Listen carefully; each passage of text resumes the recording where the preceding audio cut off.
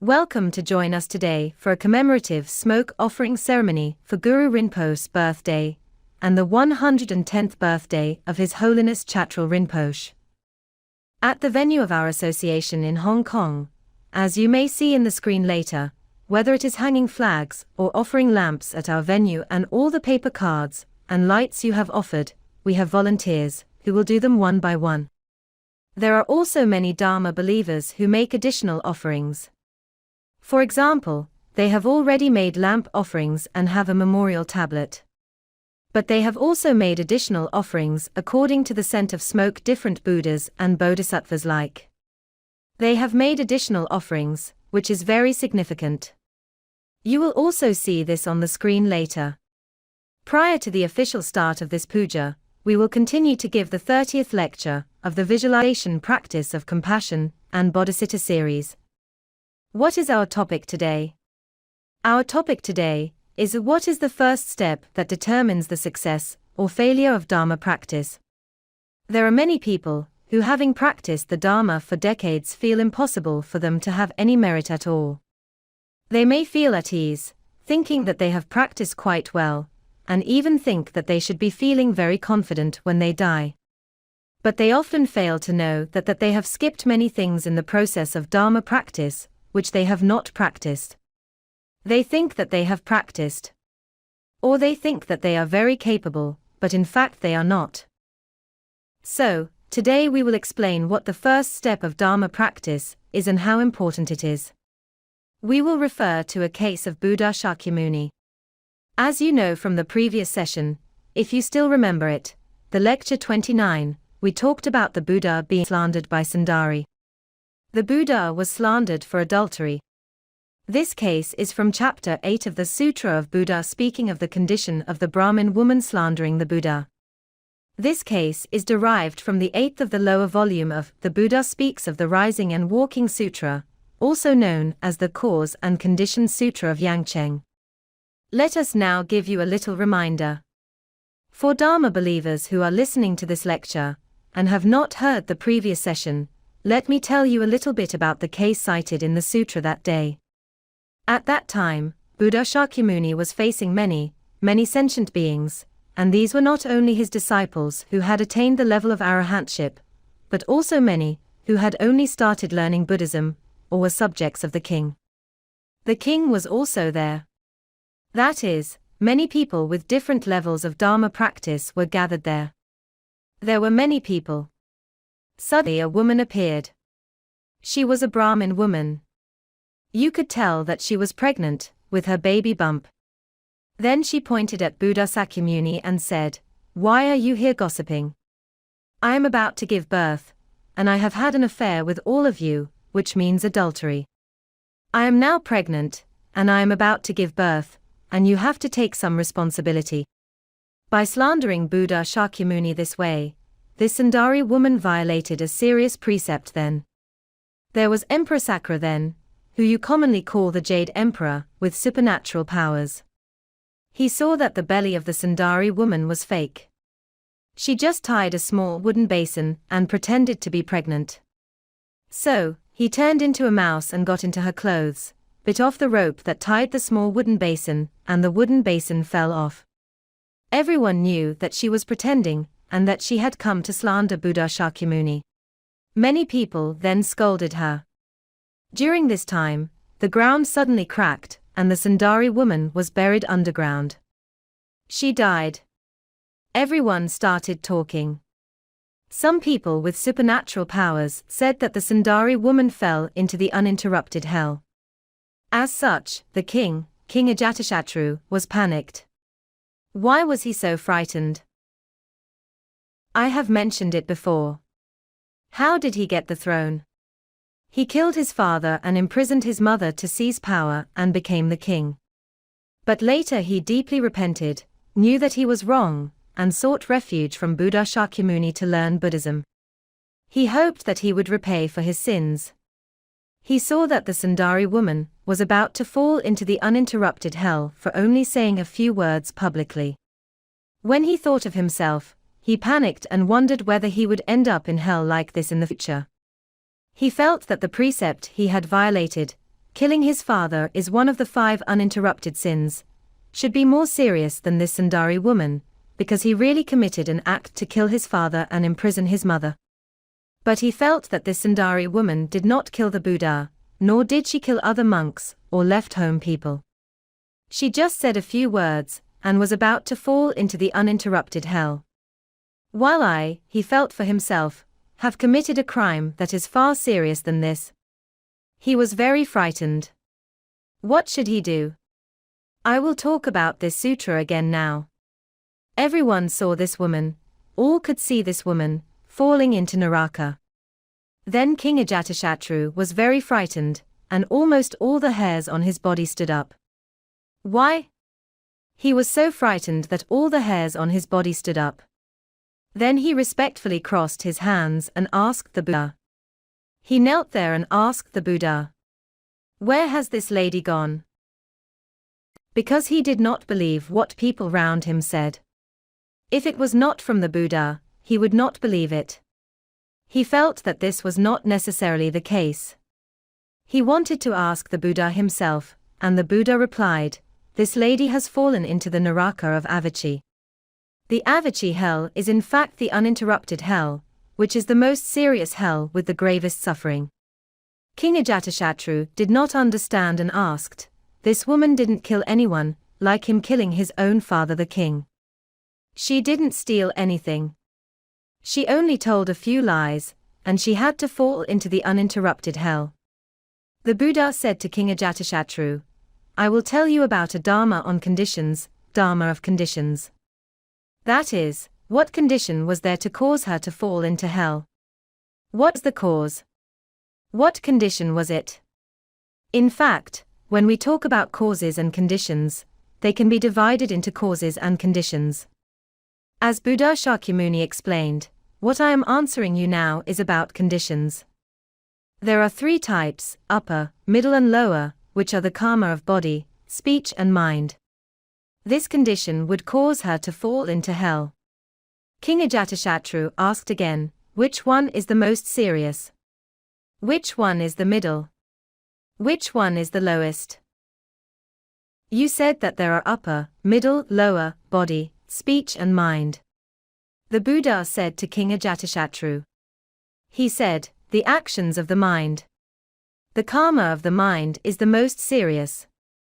He said that the actions from the mouth, that is, the karma of the mouth is the middle. The actions of the body, or the karma of the body, are the lowest. It means the karma caused is relatively low. You will find that this is measured by speed. Why? Because your thoughts are the fastest, and when calculating in order, thoughts also come first. We must think clearly before directing our mouth and body to do an action. But if you use a condition to trigger some karma, it turns out that it is always the thoughts that come first. Sunari, this Brahmin girl, her goal at that time was actually to target Buddha Shakyamuni. What was her goal? The goal was to destroy the spread of Buddhism in a hope that by slandering the Buddha that he committed adultery, the entire Buddhism would collapse. No one would learn from the Buddha anymore. Even the leader of the religion has violated the precepts. Without the leader, the entire Buddhism will be disbanded. This was her goal. In fact, what crime did he commit? It was a crime from so-called the 5 uninterrupted crimes. It was one of the 5 uninterrupted crimes, which was to break the harmony of the Sangha. It would prevent people from getting together harmoniously to study Buddhism. This is called breaking the harmony of the Sangha. This could cause the entire Buddhist community to be broken. It is called breaking the harmony of the Sangha. This is the main cause for someone to fall into the uninterrupted hell. In his response, Buddha Shakyamuni said that he was talking about the condition. That is, how could the woman fall when the ground cracked? It is due to the thought. There were many people who were studying Buddhism sitting there, and when they discovered that the Sundari woman's belly was fake and it was her scheme to frame Buddha Shakyamuni and destroy his Buddhism, they came up with an evil thought. They all scolded the Sundari woman with some abusive words.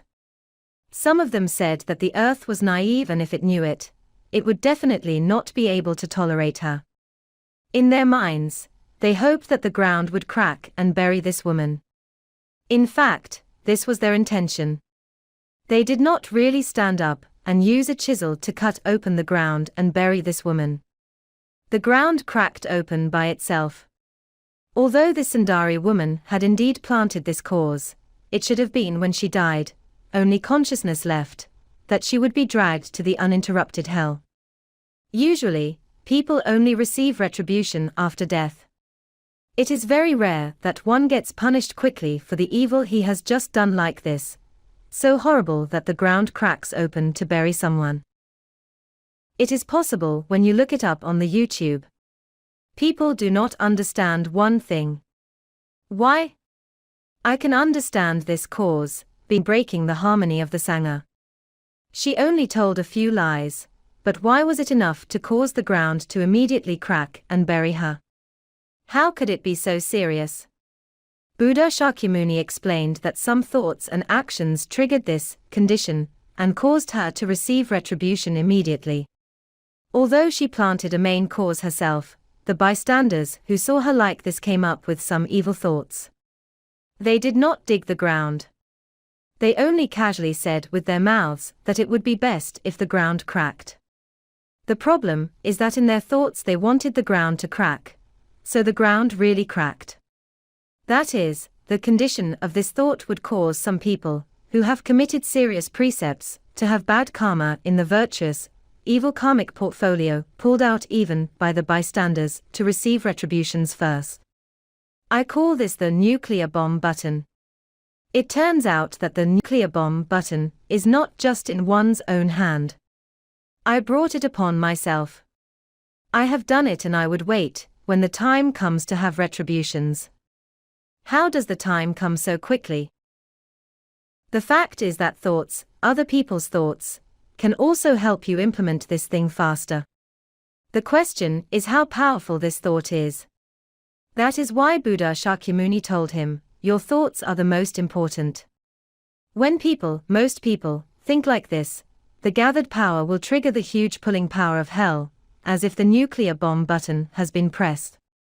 After the two are connected, the ground would crack and she would fall. She then fell into the uninterrupted hell. She did not need to go through the bardo, but directly fell into hell. It was so incredible. That is, it depends on how strong the pulling force is, the pulling force to trigger hell, how strong the thoughts of other people's minds are.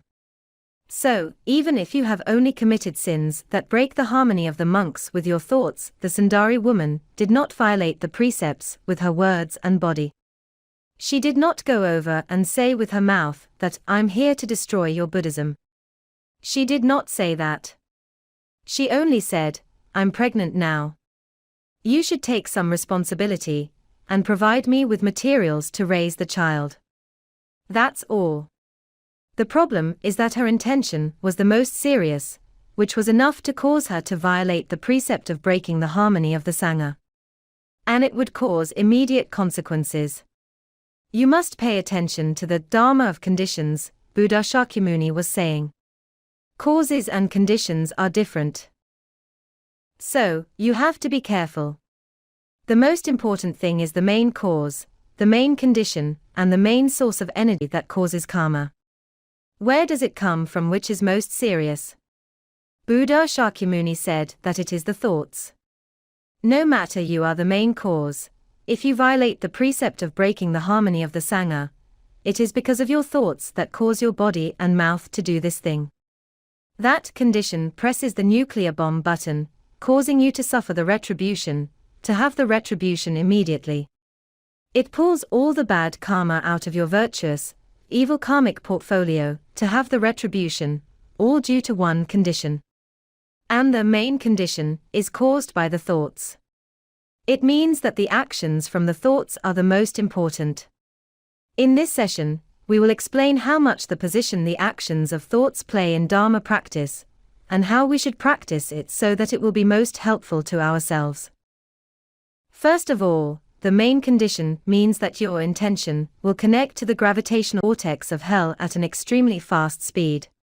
Once it is drawn out, you will immediately go to hell. But what if I am drawn to Buddha Amitabha's pure land? Then I will go to the Buddha's pure land immediately. There is a huge difference between the two. So, this is called the condition. The operating rule of the condition is, even if you have planted the main cause, but to cause you to go to hell, or go to a Buddha's pure land, could be initiated by other people's thoughts that trigger the bad karma from your virtuous, evil karmic portfolio. This is the law of its operation. Other people also have the rights, not just you. The question is whether other people's power is enough. The second question is whether your virtuous, the evil karmic portfolio, has good karma and bad karma. If you have no bad karma, it will be impossible to find the nuclear button to press. It is impossible, even the people around you want you to die. For instance, your relatives really wish for you to go to the Western land of extreme bliss. However, there is no good karma in your karmic portfolio. They hope to find the good karma button to help you press it to bring the good karma first, not the bad one. They hope for you to get to a Buddha's pure land. But there is no use if there is no good karma in your karmic portfolio. In other words, our Dharma practice should not only cultivate the main cause, but also take into account the main condition. Do not let the karmic creditors next to you press the button carelessly, but also teach those who really love you to press the correct buttons of good karma. These are the things we need to pay attention to. This also brings an important point. In fact, most people in today's Buddhist practice only use chanting practice, chanting mantras, chanting Buddhist sutras, chanting the Buddha's holy names, and some worshipping the Buddhas, doing prostrations, worshipping the Buddha on all fours, burning incense, making smoke offerings, etc. They do not understand that the main cause is very important. What is the main cause?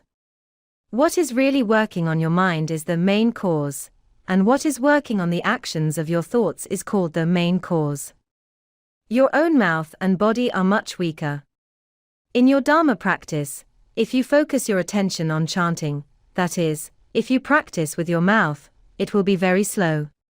If you chant a mantra, it will be better if that mantra has a vibration frequency to connect with Buddha and Bodhisattvas.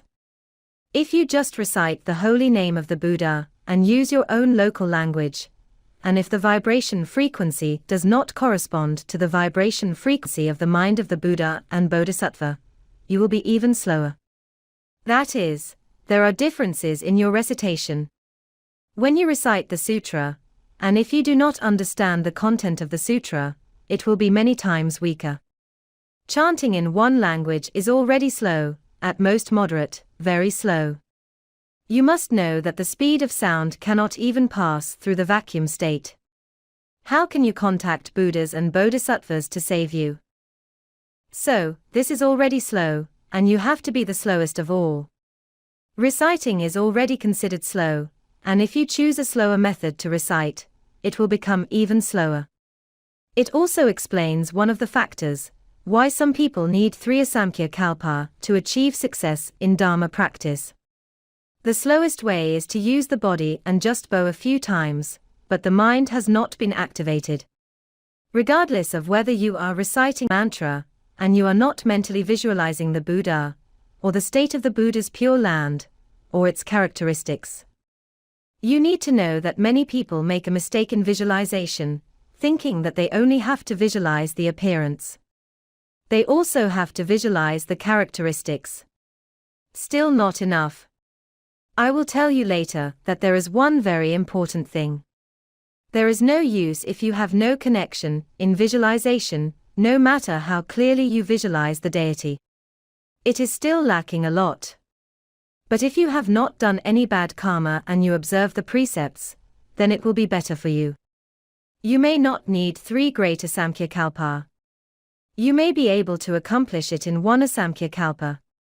Otherwise, it will take even longer. If we have to be so careful when visualizing, how much more should you be when reciting in a language, or just doing the prostrations? So, throughout our Dharma practice, you have to remember that 3 things, body, speech, and mind, are done together. If these 3 things are done together, where should you focus? Thoughts and actions of the mind. This is what Buddha Shakyamuni repeatedly reminds us in this sutra. Well, since the actions of the mind are the most serious, the sins caused by actions of the mind are the most serious. As said last time, the answer is yes. That is correct. It means if you do it with intention, it has already accounted for most of your karmic retributions. So, if I only commit actions of my mind, but not actions of my mouth or body, and I have violated the 5 precepts, that is, I have violated the 5 precepts with my thoughts, not with my words and body, do I still have to go to hell to receive retribution? The answer is yes. The main reason was explained in the previous session. I will talk about it a little bit now, because it involves my other explanations later. This is the reason I want to talk a little bit. What exactly is the cause for us to enter hell? Think about it. The timing, when will we have the retribution? When will we be at our weakest to have the retribution? We have a physical body to support us when we are alive. We are not so erratic. So, even if we are to have retribution, we still have a physical body to resist and ease the impact. So it is not so serious. But after we die, there is no physical body to support us. That is, your body and mouth have no function for a certain period of time. There is only consciousness left. At that moment, I can tell you, your consciousness is erratic and uncertain, the most susceptible to any pulling force. That is, any weak pulling force can have the power over you. Because of this, you will be attracted by different pulling forces, and you will fall into the 6 realms and be reborn for this reason. This explains the timing. Like the Sundari woman, the ground cracked open before she died. Her body was violently destroyed to release her mind to have her retribution. These cases are very rare. But if you violate the precepts arbitrarily, like those violated by the Sundari woman, it could be very quick. So, you should pay attention to this. Who is the protagonist? The protagonist is the mind, that is, the mind, not the mouth and the body. What is cause and condition? The cause is your mind, and condition is pulling force of the 6 realms, which restrains your mind. The pulling force of the 6 realms each has a different type of consciousness, each gathers together the 6 types of large energies, and a huge energy network. The energy network in hell is the strongest, and the same type of energy will gather together to form the same type of pulling force. If your mind is of the same type as theirs, it will be sucked in. Why? Because you are the weakest and it is the strongest. It must be it that sucks you in. You are of the same type as them, so it sucks you in. The question is how many connections your virtuous, evil karmic portfolio has established when you are alive. Have you established all connections to the 6 realms? I can tell you that most of sentient beings are connected to all 6 realms. You must have connections to realms of hells, animals, and hungry ghosts. You also have connections to heavens, humans, and asuras. The question is which connection is the strongest that can easily suck you in. This is the question. This also explains why some people, who have done a lot of good deeds during their lifetimes, die in misery. After they die, their relatives dream that they are in misery without enough food or clothing. How could this happen? I clearly see that he has done a lot of things during his lifetime and chanted a lot of Buddha's holy names. The reason is that in his virtuous, evil karmic portfolio, he accumulated some bad karma in his past life and has not repaid it. He has done a lot of good deeds in this life. The good karma is also placed here. The problem is that the power of his good karma is not as strong as the power of his bad karma. That is, the ratio is too different. Some good karma done this life is far less than the bad karma accumulated in countless past lives. Since he has connected to all 6 realms, it depends on which connection of the 6 is the strongest. It could be his connection to the realm of hells, or the hungry ghosts, is the strongest. The realm of hungry ghosts has great pulling force, much larger than that of the realm of heavens. If you have this type of karma in your karmic portfolio, it will suck you in the moment you die. That is how you enter it. Therefore, we must pay attention to the aggregated pulling force of the same type. It has been formed since time immemorial, and there are a large number of sentient beings who have this kind of mind and have done this bad karma. So birds of a feather flock together, creating a huge pulling force of hell. It is larger than any other realm. Each hell is subdivided into different types of aggregated pulling force, thus forming different types of hells. Is it so easy to enter hell? If you have been listening to my teaching since lecture 21 to lecture 30 today, where I refer to many cases of Buddha Shakyamuni, you will find that many of Buddha Shakyamuni's previous reincarnations entered hell. You can imagine how easy it is to enter. The reason being a function of our mind after death, which is caused by the speed of mind being too fast. Let's explain the structure of the mind. The structure of the mind is composed of your mind plus some karma. Karma actually involves a lot of minds, your own mind, plus other people's minds, including that of your enemies, karmic creditors, bystanders, all sentient beings and all their minds included in it.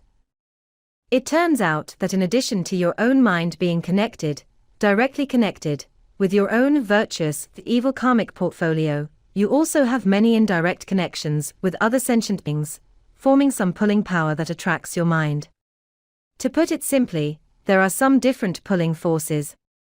Which one is stronger will determine your fate. Individual pulling forces will be connected with the combined pulling forces of the same type. In case those karmic creditors, who would like to frame you, just like the Sundari woman wanting to frame Buddha Shakyamuni, they usually influence your mind and your thoughts, and then tell you that you will be fine if you do this. But in fact, these are the causes of hell. After you plant them, you will definitely have the pulling force of hell. This is how you change the virtuous, evil karmic portfolio. Therefore, if you do not learn Buddhism, take the precepts, and observe the precepts, you cannot resist the influence of your karmic creditors on your thoughts. Then, you will definitely have wrongdoings. Dharma practice and accepting refuge, therefore, are the only way we can save ourselves. Take refuge. Once you have taken refuge, you will have the support of at least 5,000 good gods, and the Buddha, Dharma and Sangha will serve as your foundation to help you. Then you can block the influence that comes from resentful karmic creditors. You will stop creating more pulling forces and connections with hells and the 3 lower realms. Do not make these connections stronger. Therefore, taking refuge is actually the first step, a very important thing to do. The same type of combined pulling force is actually a huge attraction. Even if you do not actively connect to it, the individual pulling forces will still pull you in to reincarnate. Some people speak a thought of hell. Only one thought you can create a nuclear bomb button. With just one thought, You can press it yourself, or be pressed by others, detonate the nuclear bomb, and make you fall into hell. Therefore, we must not visualize, actively attract, this hell. We must not meditate and visualize hell. Visualization practice, as I said before, if you use your mind to connect it, it is equivalent to connecting to hell. You do not have any merits like Bodhisattva Kshatrigarbha, who enters hell to save people. He has this ability. He is not afraid of fire or being fried. There is no bad karma in his virtuous, evil karmic portfolio, only good karma. But you are different. There must be evil karma in your virtuous, the evil karmic portfolio. Your Dharma practice has not reached a certain level. If you want to connect to hell and enter hell to save people, you will end up detonating your own evil karma. It will be very easy to enter hell. We must not do this. Okay, when individual pulling forces merge with the total pulling force, they will have the following characteristic. That is, these combined pulling forces will be even stronger, making it impossible for the minds of individual sentient beings to break away from these forces. Secondly, the combined pulling force will make the minds of individual sentient beings fall further into stronger greed, hatred, and ignorance. For instance, when you go to hell and suffer a lot of pain, you will become more resentful. You will get involved in the pulling forces of more different types of hells. As a result, you will never be able to come out. You will commit even more crimes, which will push you into a deeper hell. As soon as one gets in touch with such pulling force, it will be easy to enter and difficult to exit. When the mind goes against the total pulling force, sentient beings can escape from hell. I taught you this before. The problem is that you are already stuck in such a painful place. How can you come up with a mind that is the opposite of hell? Is there an opportunity for you to do it? We will teach this in detail today. If you do not want to enter hell, ascend and be reborn in the upper three realms, go to a Buddha's pure land, escape reincarnation, or you want to become a Buddha, you can choose one among these four. You must do one thing to achieve such an effect. It is called transforming the mind into wisdom. This is a Buddhist term. Many people may know or have seen this term, but they never know how to practice it. Today I will teach you how to practice it. In fact, I have taught you in so many past lectures, but without an in-depth explanation. This will be covered today. How can we actually transform the mind into wisdom? That is, our minds are indeed controlled by the pulling force of all parties. This is how we enter hell. If I transform my mind completely, those connections, originally connected to realms of hells, hungry ghosts, and animal realms, it will become not an initiation of mind, but an initiation of wisdom. Then, my connection will be to the three upper realms, even a Buddha's pure land. This is because wisdom will definitely choose the best heaven.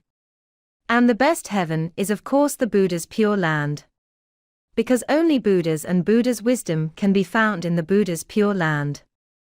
If I do not only change my mind to do good deeds, but turn my mind to wisdom, even the 5 kinds of wisdom that only Buddhas have, then I will definitely go to the Buddha's pure land, right? I will definitely be able to escape reincarnation. I will definitely be reborn in the 3 upper realms. I will definitely not fall into hell, and I will even become a Buddha. So why, if you pick any one of these 4 things, must you turn your mind into wisdom? This is the reason why ordinary people's Dharma practice is just to change their mind to avoid violating the precepts, to change their mind to be good, but it still is the mind. There is no wisdom in it. How do you see that there is no wisdom? You will understand when I explain it in detail later. You will know what is missing when some people teach you the Dharma, and why you only turn your mind to be good, but not into wisdom. In fact, if you think about it, you will understand. You can see that from lecture 21 to the present session, I have been teaching you to engage in the mind cultivating procedure, to turn it into the 5 kinds of wisdom. In fact, this is to transform our mind into wisdom. But if I just keep telling you that we must be compassionate, and that we must do the 6 paramitas to help others, this is turning your mind towards kindness, but has it turned your mind towards wisdom? Is there any teaching in it that contains true awareness to involve these 5 types of wisdom? If not, there is none. What is the law of equality running in our 3 realms? This law of equality is called the law of causes and effects. If there is a cause, there must be an effect. It is very fair. If you do not sow this cause, you will not get that effect. If you do not sow the cause and get the effect, it is called inequality. So, some people ask what equality is. In Buddhism, let me tell you, the law of equality in the 3 realms refers to the law of causes and effects. If you look at the cause and effect, you will know what equality is. What if I was in the Dharma realm? What laws are operated in the state of oneness?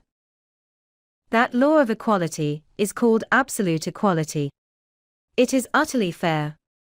You do not need a cause or an effect, because it has no wisdom or virtue, no cause or effect, and it is unidimensional. So here, some people often say that I want absolute equality. Now I want to protest. I tell my mother that I want to protest, because you are treating me and my younger siblings unequally. If your children say they want to protest, for example, there is no need to protest. This is the 3 realms, where the law of causes and effects operates. If you want to know why you are treated unequally, or you think it is unequal, you have to find out the cause and effect. But you do not have the supernatural power to see what causes you planted in many past lives, and what causes your brothers and sisters planted. So, you can never figure it out. People will always argue about this law of equality. It is for this reason they misunderstand the laws of our universe. They do not understand. I will explain it to you now. What operates in the Dharma realm, the state of oneness, is called absolute equality. It has no cause, no effect, no wisdom, and no attainment. It is the state of oneness. There is no issue of equality or inequality at all. It is integrated into one. Everything is integrated. It is shared and very equal. This is called the absolute law of equality. But in the 3 realms, remember what I say, the law of equality we operate in the 3 realms is referred to as the law of causes and effects. You do not understand why you have to suffer from retributions. You do not understand why you are in the situation you are in today. If you do not understand anything, then you should read the law of cause and effect and believe deeply in cause and effect. If you believe in cause and effect, you will understand. Okay, let's see how we can transform the mind into wisdom. If we understand it, we will be able to resist the pulling force, and we will not fall into the realms of hells, hungry ghosts, or animals. This also means that we can ascend to the 3 upper realms. That is why I am teaching you the mind-cultivating procedure, and the 5 kinds of wisdom now. It is because I do not want you to go through the 3 greater Samkhya-kalpa, often falling into the realms of hells, hungry ghosts, and animal realms for such a long time, unable to come out and uncertain how many kalpa it will take before you can escape and practice the Dharma. After practicing the Dharma for a short period of time and the Guru has not taught you much, then your time is up and you are about to die. You forget everything the Guru has taught you. I have gone through so many kalpa, and been reincarnated before I meet a Guru who knows how to teach. But I have been careless and not studied seriously. Or, I have learned but have not practiced. I am too lazy to even take refuge. Because the Guru is very strict. He demands this and demands that. There are really too many requirements. Other masters do not have so many requirements, or none at all. I might as well go there to learn. Then you can change your mind to be good. And you really have to spend 3 greater Samkhya-kalpa. You may fall into hell at any time. It may take more than 3 Samkhya-kalpa. As such, you have not practiced transforming the mind into wisdom. Some people say, I still don't want to take refuge from you. I've already watched what you teach on your website. What I am teaching you now is only theoretical. There is some more advanced knowledge, which thought of your entire behavioral formula, what you need to do to have consequences, and what the consequences will be. In fact, these things have not been taught in detail. It means that you will never learn. That is, you will always only know that transforming the mind into wisdom can achieve these 4 things or goals. You do not have to go to hell, and you can go where you want to go. But you never know how to practice. You know that there is a mind-cultivating procedure. But you do not know the details in the procedure, because these details will not be taught publicly. Because when it comes to the practical part of cultivation, you need to be supervised by the guru. If you make a mistake when transforming your mind, but you have no one to ask or no one can answer you, you will not be able to cultivate well, or you will have problems when you do not cultivate well. It means that you will still have to spend 3 greater Samkhya-kalpa. If you make a wrong turn, practice it incorrectly, or get stuck, you need a guru to teach you. Otherwise, it will be like a short circuit, stuck, and it will not be good. In fact, you still need a guru to watch you whether you are observing the precepts. And it has to be a strict guru. I think those gurus who are not strict will not help you. They can help you a little. But your life will end soon, and then you will forget what he has taught you. He just changes your mind a little, which is not connected to wisdom. You just cannot extend it to the next life. Then you have to accumulate many lives to extend it. So, you will need 3 greater Samkhya-kalpa. To become a Buddha, you will require emptiness. You need to transform the mind into wisdom even more. Well, if we want to successfully transform the mind into wisdom, we must carry out the following practice methods to achieve it. Firstly, you must modify your behavior formulas. How to modify them? I have already mentioned some pith instructions. This pith instruction is to count your thoughts to know what to do. In some situations, and if you want a certain result, the arrangement of your thoughts will be different. How to arrange the first, second, and third thoughts and what to add to them will be different. In other words, how should the behavioral formula be written? It is taught by the guru. When you become a disciple of the guru, and your guru knows how to teach, then he will teach you to write during the actual practice. And he will also tailor it to your needs. For example, in your case, you are most suitable for this behavioral formula. It means that some companies want to do different things, so they need to hire some people to write programs and put them into computers for application. Each company is different and the things they want are also different. So are you, the disciples. Your Dharma practice is to rewrite and modify your behavioral formulas. What I teach now, which can be made public, is from some very advanced teachings. But when it comes to actual practice, it is not enough to go deep. You also need a guru to monitor to see if you are stuck on anything and need to make changes so that it can work. That is, someone first writes a program and hands it over to a company. This company finds that there are many places that got stuck and cannot run. Then you want to find the person to change the program, but that person no longer exists and cannot be found. It is the same as without the guru. You will not have anyone to help you change it, so it will not work. It will never work. You have to start from the scratch again. When you start over, you need to understand this program, or the assistance from the guru who is familiar with it. Otherwise, it will take a long time to do it. If we want to modify our behavioral formulas, we actually need the help of the guru. We must change our mind, which is controlled by various pulling forces, into a program that is dominated by the awareness. So, you will find that I often talk about the awareness. Other masters are different. Their awareness they talk about is different from what I talk about.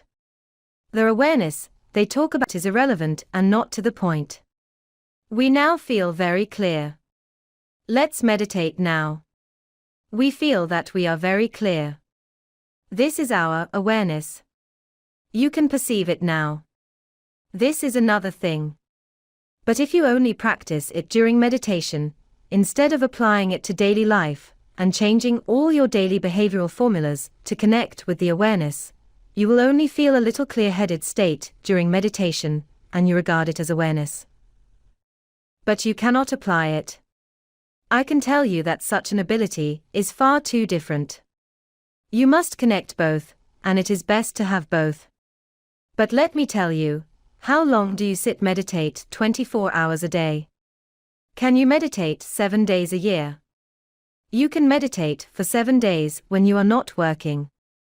Or during the 24 hours, you meditate 3 hours every day.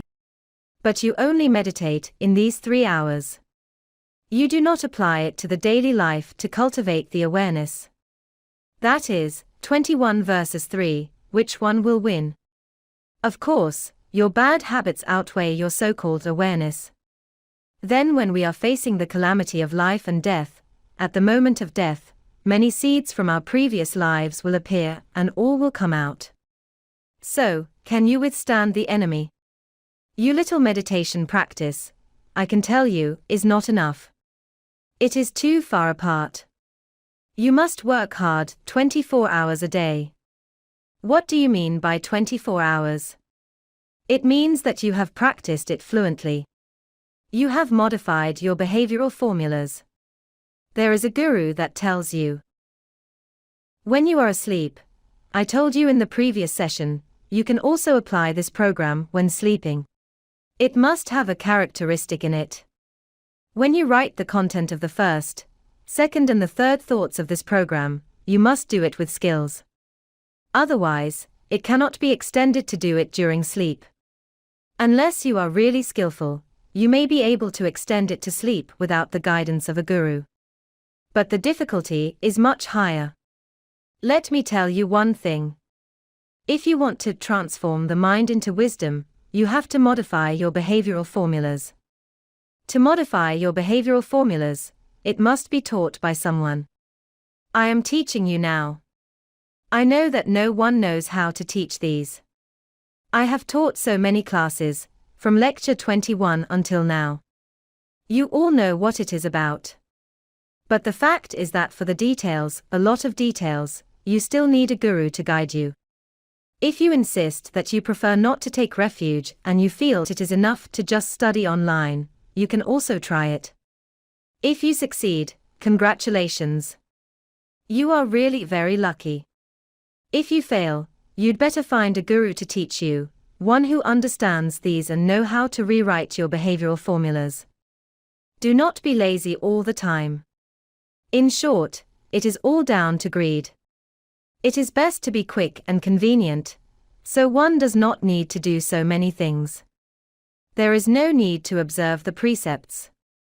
No need for the guru to watch you. The guru is so strict. There is no need to meet so many demands. But you want to get the best result. Isn't this a kind of greed? It is not good.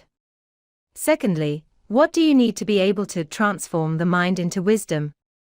What should be the main focus and direction of your Dharma practice? It is to enhance the awareness. If you have read the 7th lecture of my Mind Cultivation series, I have said that mind determines the cause and effect. Our mind must be directed into our awareness before we can break away from cause and effect and enter a state of oneness. This is how we transform the mind into wisdom and transition. As for the main direction of Dharma practice, if you follow a guru or endless gurus who constantly tell you that we'll confer empowerments to you, we'll give you the rituals, you follow and recite them. After reciting, you'll recite some mantras, and then you visualize yourself as the deity, and that's it. For example, they all teach you like this. Basically, if there is no connection with the awareness in your actions of thoughts, it will actually have no effect. You say that it has no effect at all, which is not true. He still has a shadow, and he visualizes a deity appearing. However, your character is not good. And you do not observe the precepts. You know that most gurus do not ask you to observe the precepts, unlike us being so strict. Whenever we see our disciples breaking the precepts, we will say, "Hey, you've broken the precepts. You should repent as soon as possible." In fact, this is for your own good. But you will think that the guru is too long-winded and too strict. Of course, you will not do it. There are 9,999 gurus in the world, and only one guru is so strict. None of the 9,998 gurus are strict. Of course, you will follow those who are not strict. But is this good for you or not? Think about it yourself. If indulgence can help you get rid of your karma, then I will do it immediately, right? Of course not, if you think about it with your own common sense. You already know that this is not possible. So, remember, it is necessary to cultivate the awareness. So, how is awareness cultivated? Then let's talk about it, again. You know that we must train and develop the 5 wisdoms. If you do not train the 5 wisdoms, it means you cannot connect to the awareness of the Buddha, right? You do not have the 5 wisdoms. How can you make the connection? Therefore, if your goal of Dharma practice is not to enter hell, or if you enter hell and you want to change your mind to the opposite of hell so that you can escape from hell, you cannot do it. You must have the 5 wisdoms. It is necessary to have even just a little bit. How to do it? I have explained it in many classes. By using the mild cultivating procedure we are teaching you now, you can gradually build up the 5 wisdoms. It is difficult for us to reach the sky in one step, but as long as we do it diligently, we will definitely be able to do it. Okay, fourthly, you must have, that is, if I not only want to escape from reincarnation, but also want to become a Buddha, you must train your behavioral formula of emptiness. In other words, you have many behavioral formulas. You know how to do many things. You can achieve many results, one of which is that you want to become a Buddha. If once I reach the time of death, as Guru you say that everyone will enter the state of oneness at least once, or I can stay, and I also want to practice emptiness, hoping that I can extend the time of staying in the state of oneness, then I will have the chance to become a Buddha. What should you do? You have to use the Diamond Sutra. Everyone knows the Diamond Sutra, right? I do not need to teach you the great perfection of the esoteric Buddhism.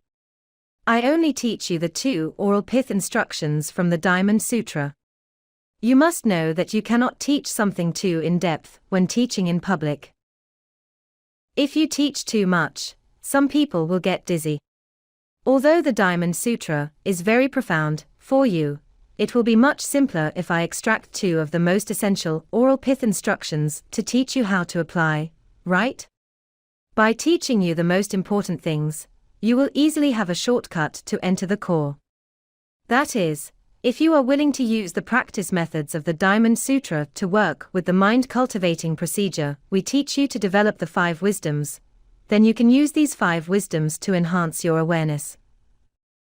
You also need to apply it to your daily life, then you can succeed in Dharma practice. If you want to transform the mind into wisdom, you need to have 4 conditions, which are the 1, 2, 3 and 4 that you see on the screen now. I have explained these earlier. Okay, let's take a look now. I have told you that precepts are awareness. The more precepts you take, the more you will know that this precept comes from awareness. As soon as you want to violate a precept and your mind wants to commit something, this precept will sound like an alarm bell. Ding, ding, ding. It tells you that doing this may violate the precept. If you have not taken this precept, you do not even know whether doing it violates the precept. You have no alarm, but this alarm is the awareness. Your awareness suddenly appears, and you tell yourself not to do this. If you do this, you will not know which hell you are going to fall into, and you will not be able to escape for a long time. It is easy to enter and difficult to exist. We must not put our feet in it. So, you will not do it. The more precepts you take, the more I would congratulate you. In your mind, there are many seeds derived from such awareness. Once these seeds germinate and many buds sprout out, they will be combined with other kinds of awareness and merged into a comprehensive, large awareness. It will be difficult for you not to become a Buddha, right? The chance of becoming a Buddha will be high. But if you have some evil friends, I call them evil knowledge, who do not understand the Dharma, or Buddhist practitioners who have a superficial knowledge of the Dharma, they may tell you that you must not take this precept. If you take this precept and break it, you will go to hell. They do not know that you will go to hell if you do not take it. If you do not observe this precept and do not commit it, but you do not know that you have accumulated a lot of bad karma in your past lives, and you do not know whether you have or have not committed it in this life, believing that you have not, does it mean that you will never fall? But you lack this awareness, so you do not know how to search and find the roots. Do you know that the root seeking can help us find the bad karma accumulated in many past lives, and we can eliminate them through repentance, as if we prescribe the corrective medicine to cure the illness? If you say, I won't take these precepts. I don't need this kind of awareness. I won't practice this mind-cultivating procedure. I just won't look for this route. How do I have so much time? I'm so busy. You say, I'm observing the precepts diligently in this life. Even if I don't take the precepts in this life, I do not commit any crime. I have not committed any murders or arson. I'm also a vegetarian. How could I go to hell? But you had committed them in past lives. And you have not found this root and eradicate it. So, you simply repent and confess in a few sentences. That is not enough. You need to apply the 4 powers, 4 kinds of power, in order to repent completely. One of the 4 powers is that you need to know the root, what the error is, and how to prescribe the right medicine. But you have not done it yet. If you lack one of the 4 powers, you will not succeed. Failure to succeed means that you will fall. You also say, what are the benefits of taking precepts? If you take the precepts, you will have protective power. Once you have the awareness will be greater than your karma. The awareness is very important, do you know? In fact, we always have the awareness, but it has been disguised. But when I take all these precepts, it means that all my awareness will wake up, sprout, and all the seeds will come out. Once the seeds germinate, they will be powerful, and they will be of great help to us. Therefore, the more people take the precepts, I can tell you, the more protection they have and the better they will be. Some precepts will be gone when you die in this life, but some precepts can last for endless lifetimes. We will also mention it later. Besides the precepts, what other methods of Dharma practice can continuously improve our awareness, help us escape reincarnation, and even become a Buddha? Let's take a look at the Dharma practice process of Hinayana, Mahayana, and esoteric Buddhism. If you have not gone through these processes, and you say that you are practicing Hinayana, Mahayana, or esoteric Buddhism, I can tell you that you will definitely fail and your result will be of very poor quality. It will not work. It will not help you. Even if you fall into hell, you will not have enough strength to escape. We must have the perception, work hard on your perceptions and your mind. You must score 100 points. You may say, no, in terms of the perception, I've read many books, but I can't understand it. I've listened to many gurus teaching, but I can't quite understand it. You want me to score 100 points on the perception and be very clear, which can correct my mind. It's very difficult. Yes, it is very difficult. Even if I have to explain it to you and make you understand, it is very difficult. I have to write so much. I am afraid that you will not understand if I omit a sentence. Even if I write it all, you may still not understand it. But if you are my disciple, you will ask. If you ask, I will answer. If I answer you, you will understand. Perception, you must remember that as the mind determines the cause and effect, all causes and effects have a magnetic field effect, which will attract your mind. If your mind is vicious, it is called the general nature of hell. The pulling force of hell will correspond to you and it will suck you in. When you die, it will immediately pull you down. So, we determine cause and effect based on the nature of the mind. Whatever your mind is, the effect will be like that. How can you correct your mind? It depends on your perceptions. When you study Buddhism, whether the guru you follow has a clear understanding of everything and teaches them to you is very important. Then, it comes the practice, how he teaches you practice. Practice is not just about conferring empowerments, providing you with the rituals, teaching you how to visualize as the deity, passing on mantras to you, and that is the end of the job. There is a huge difference. Take the Yamantaka, the mighty virtue deity, of hell story, for example. There was a person who cultivated to the point of looking like the great Yamantaka, but in the end he fell into hell. He went to hell in the appearance of the great Yamantaka. It means that when you visualize, you only visualize the appearance, not the characteristics. If you do not visualize the mind without connecting with the awareness, I can tell you that it is useless. If your character is very bad, no matter what deity you visualize, you could still go to hell. So, it is definitely not because of any empowerment you have received, what rituals you have, or how powerful or majestic deity you are visualizing is. It does not matter, I can tell you. What really matters is your mind. The whole of Buddhism, do you know what Buddha means?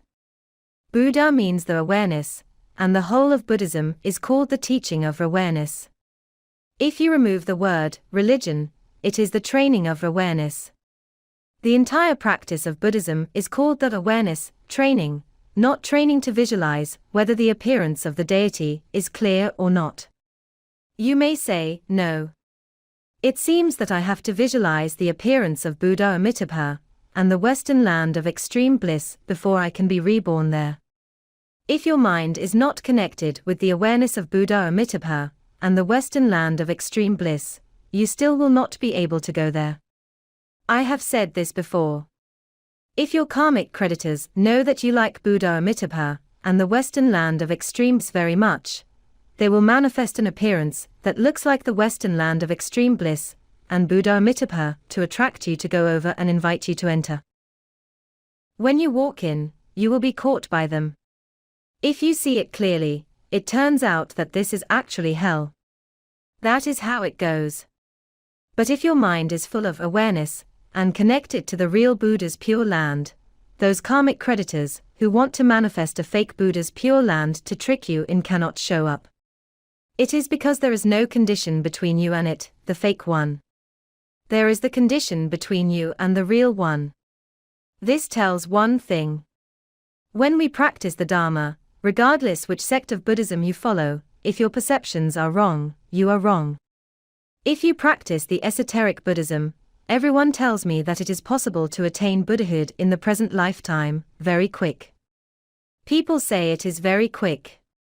There are empowerments. There are blessings from the gurus who confer empowerments to you. Then, they will teach you how to visualize the deity and pass on the mantras. They guarantee that you can go to the Buddha's pure land. If a guru teaches you like this guru is wrong. I can assure you that this is wrong. You can look it up through all the Buddhist sutras. None of them tells you that it will work by simply visualizing the appearance of the deity. Buddha Shakyamuni preached the Dharma for 49 years. Why was it for? Right? What exactly did he teach? Perceptions. Your perceptions are that you must know that one must cultivate the awareness when practicing the Dharma.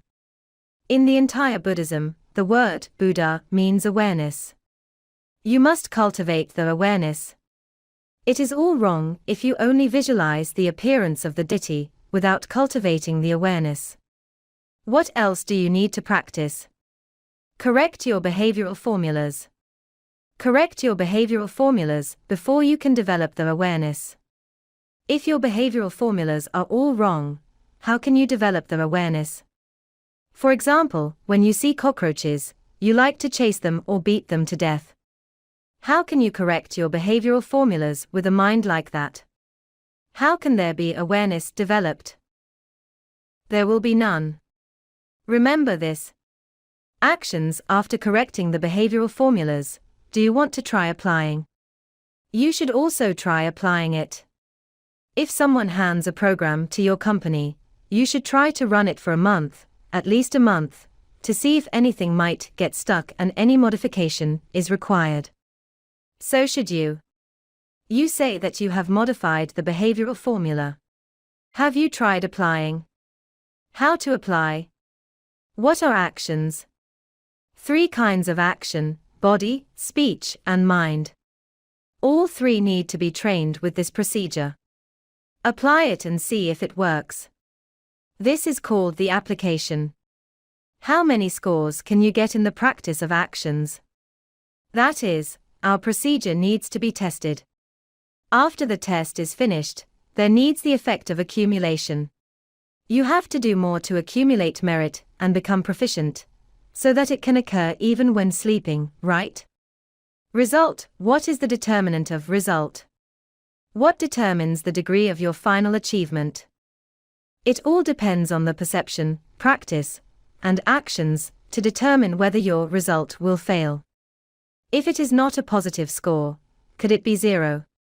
If not, could it be -50? Could your result be like this, worse than failure? Yes, it could. If you follow the wrong guru, and your guru tells you that it's okay. I've given you the empowerment and passed on the rituals. You just visualize yourself as the appearance of the Yamantika deity. And I guarantee that you will be able to go to a Buddha's pure land. If not, come to find me. It turns out that your guru has also gone there. Of course, he would come to find you. You will all meet in hell. I can tell you that this is definitely wrong. You must cultivate the awareness.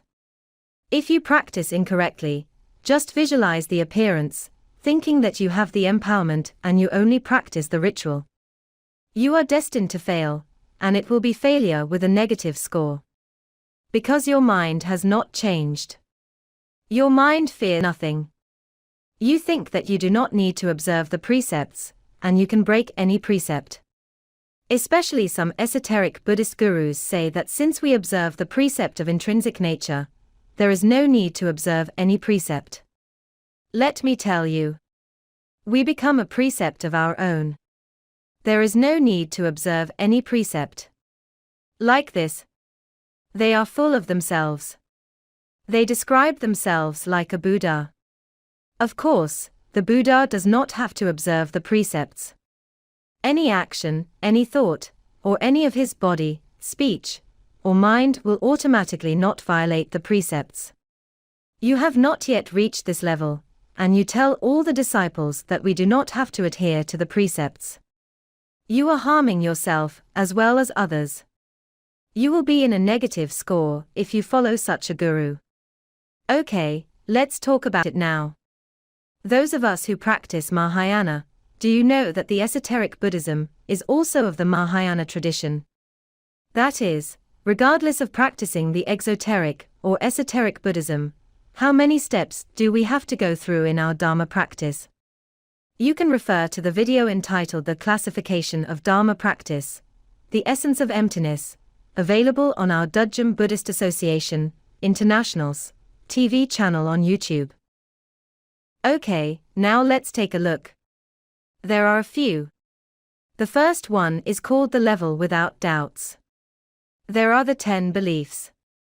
You have to cultivate the 10 beliefs, 10 kinds of beliefs, until you score 100 points in these 10 beliefs. Only then can you reach a position called the level without doubts, where you no longer have any doubt. But I can tell you that from what I have seen, most Dharma practitioners have not even cultivated the 10 beliefs, having received many high-level teachings, empowerments, and claim to have practiced the great perfection. I can tell you that none of these will have any effect. They should feel lucky if they are not in negative scores. There is a high chance that their results will be in negative scores and are completely ineffective. In fact, Buddha Shakyamuni has made it very clear in some of sutras that no matter what sect you follow, generally called Mahayana, please cultivate the 10 beliefs as the first step. You must practice it to score 100 points, before you can get to the stage of the 3 virtues, of the path of accumulation, on the spiritual prerequisite of meritorious virtues, Sambhara. You must practice the 10 levels, 10 actions, and 10 dedications. These are to establish that your bodhicitta can be developed. Why?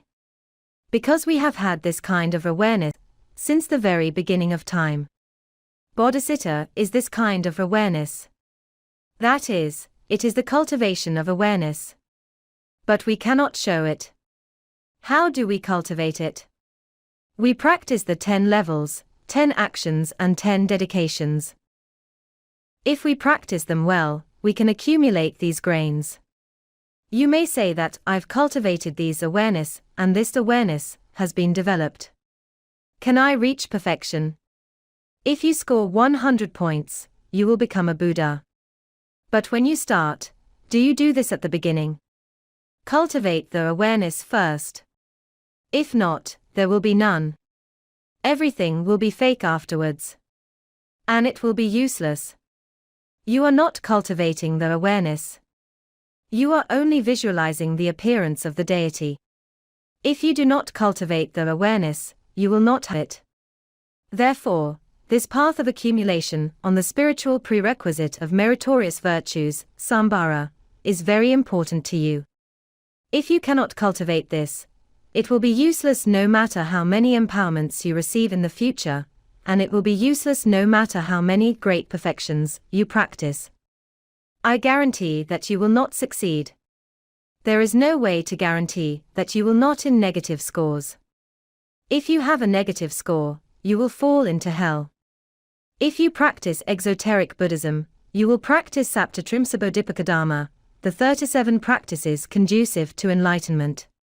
But the esoteric Buddhis is different. It is the cultivation of the mind, which is much faster. Okay, if you practice well, you can overcome the gross worries. Then, it is Prayogamarga, the path of preparation, or Asmagata, the stage of warmth, Mern, the stage of summit, Ksanti, the stage of acceptance, and Laukik Agrodharma, the stage of supreme attribute. For a detailed explanation, you can watch The Essence of Emptiness. The Asmagata, the stage of warm, and Murden, the stage of summit, of the exoteric Buddhism in the past still had the 4 searches, thoughts and visualization.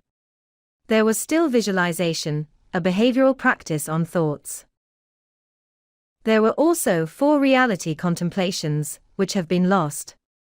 As they practiced emptiness of self and other beings, and emptiness of dharmas and self, there was training of emptiness in their minds. They trained the actions of their thoughts.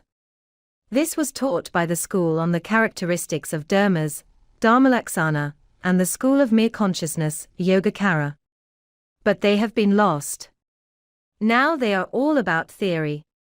No one teaches practical training anymore. What is practical training? I already introduced you to some oral pith instructions in the previous session. How do you develop and design in your behavioral formula? How to write a behavioral formula? What should be the first thought? What is the second thought? And what is the third thought? These are the practical training. You cannot say it unless you have gone through the practical training. Because it does not exist for them, no one knows how to explain it. So, they cannot say it. Well, let's talk about the 4 preliminary practices first. The path of preparation is the 4 preliminary practices.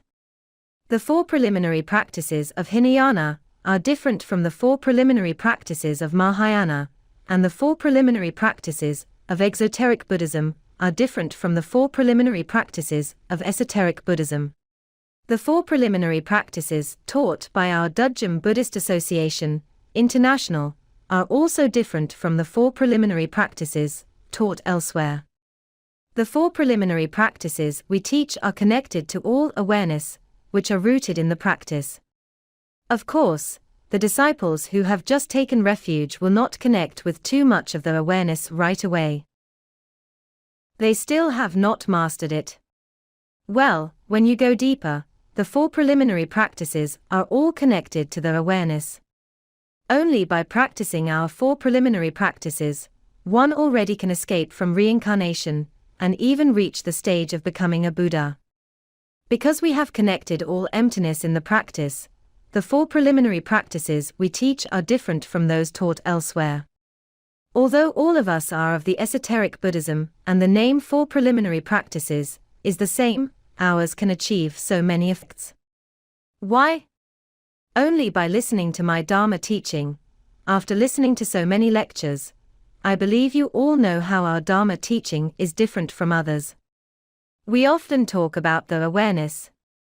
We always focus and hit the target.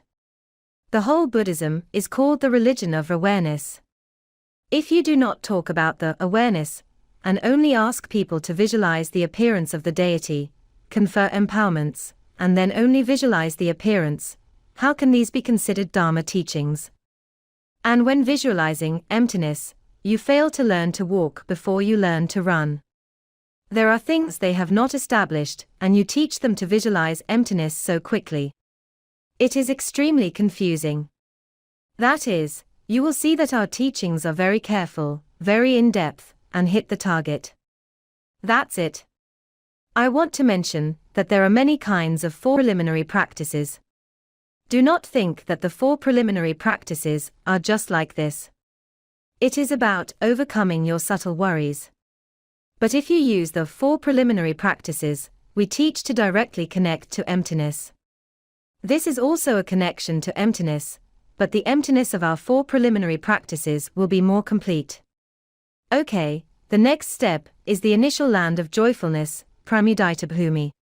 One has to get to the position of the mind to be called the path of seeing, Darsanamarga. After that, you have to remain in the mind, and out of the mind, before you can jump from the first level to the second level, third level, fourth level, fifth level, sixth level, seventh level, and the 8th level. If you go to the 8th level, it is like passing the 8th level of the piano exam. When you get to the 8th level, you will not withdraw. There will be no turning back. Of course, you have not reached this level, but claim to be incredible, saying that if one practices this ritual he will definitely become a Buddha. Of course, he has not reached the level. You still have not achieved the no returning. Shaken a little bit by others, you will say, yes, this guru is so strict. There is another one who is not strict. I might as well learn from him. How can you never withdraw? You are so far behind. I feel that you have not reached a certain position in terms of the perception. Not to mention that you have achieved the level of never withdrawing. But if you can get to the 8th level, you do not have to worry about falling into the 3 lower realms. Okay, the 9th level and the 10th level together, from staying in the mind of the 1st level to the 10th level, you can be considered to have cultivated to the point, and that is the real cultivation. Okay, at the 10th level one can be called the Bodhisattva of equivalent enlightenment. Now the 10.5 level is Bodhisattva of equivalent enlightenment. It is Bodhisattva Maitreya, who is now in the inner courtyard of Tusita heaven. He is the Bodhisattva of equivalent enlightenment. He still lacks a little bit. I can tell you that lacking a little bit can hold you back for a long time. Bodhisattva of equivalent enlightenment is already incredible. He suffers from the illusory defilements and ignorance since time immemorial. It means that a certain point of ignorance from the time immemorial has not been clarified. So, one must come down and be reincarnated as a human being one more time, make up for it, use this one more life to make up for this shortcoming, and cultivate it to perfection. Why? As such, there is something called the meeting of the mother and son luminosity in esoteric Buddhism. That is, if you do not practice the meeting of the mother and son luminosity, and do not know how your own awareness can be integrated with the awareness of the Dharma realm, you are short of this. If you are short of this thing, and short of this little thing, you will be 10.5. You cannot formally stay in the Dharma realm, the state of oneness. So, even Bodhisattva Maitreya has to come down to the inner courtyard of Tusita to teach the Dharma. He has been waiting for this opportunity to come. There is a huge difference if there is a short of little something. Practicing the meeting of the mother and son luminosity can make up for the missing parts. How to integrate with Dharmadhatu, the kind of wisdom for which he is unable to have the wisdom to merge with the Dharma realm. You do not understand this intrinsic nature. In fact, I have already explained a lot about the nature of the Dharma realm. And you do not know that there is a practical training method called the meeting of the mother and son luminosity. But you do not understand, and you do not know that when the entire body disintegrates, your mind is revealed, and when the energy changes, there is a sun luminosity that appears to meet the light of the Dharma realm. You do not understand these things. Exoteric teachings do not have these teachings, so you do not understand them even more. Even if esoteric Buddhism has these, some gurus do not know how to teach them. They do not even teach their awareness. Even if they teach you the meeting of the mother and son luminosity, from the beginning, it is only theory-based. You have not laid the foundation well yourself. You do not even know how to cultivate the awareness and the 5 wisdoms. How could you possibly do it? You will fail when the time comes. You do not even know how to distinguish the sun luminosity, and you cannot distinguish the mother luminosity. You can only talk about it in theory. That is, from beginning to end, please do it well from the beginning. You must do it from the beginning and cultivate the awareness well. Okay, if you cultivate the awareness well, you can get to the 11th level, the land of luminous light, Prabhakarabhumi. Wonderful enlightenment means you can formally become a Buddha. Okay, now let's take a look at what path it is when one has become a Buddha. It is called the ultimate path of no more learning, Asaikamagga. It is very thorough, the most thorough, called ultimate. Which sutra does everything I am explaining now come from? It is stated by Buddha Shakyamuni in the upper volume of the Sutra of the Garland of a Bodhisattva's Primary Karmas. If we are to cultivate the path of the Bodhisattva, or to cultivate the awareness, many people think that it is the same as compassion, and easy to cultivate, if I give $10 to beggars.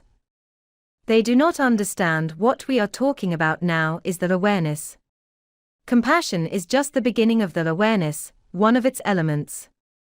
What we are talking about is the awareness, the path of Bodhisattva. How to cultivate such awareness? There are a total of 52 levels of cultivation. That is, within these 52 levels, you have to get full marks before you can cultivate to the point of enlightenment. Okay, you keep cultivating until the end, the 52nd level, your awareness will almost score 100 points, and you can become a Buddha. It is like this. Okay, how long does it take to practice from the level without doubts to the path of preparation? It will take 1 Asamkhya Kalpa. Do you know that all ordinary living beings, they spend endless Asamkhya Kalpa suffering and being reincarnated? As soon as you step in and say you want to practice the Dharma, you start to cultivate the awareness. Buddha means awareness. Some people often say that they practice Buddhism. I am practicing Buddhism. What are you practicing? You do not even understand how to explain the word Buddha. You say that you are cultivating the awareness. What are you cultivating exactly? No one teaches you how to cultivate the awareness. So, how do you cultivate it? You need to use the mind cultivating procedure to cultivate the awareness. If your guru does not teach, you would simply say that we need to be compassionate, we need do all the 6 paramitas, and observe the precepts. That's it. That is the end of it. Then you will never succeed in your Dharma practice. Because of the lack of details, a framework and the structure, you cannot apply and put into action. So, you will not succeed in the Dharma practice, and you have to spend 3 great Asamkhya-kalpa. 1 Asamkhya-kalpa is 10 to the 51st power of the time required to experience the creation, existence, destruction, and emptiness of a universe, which is a long time.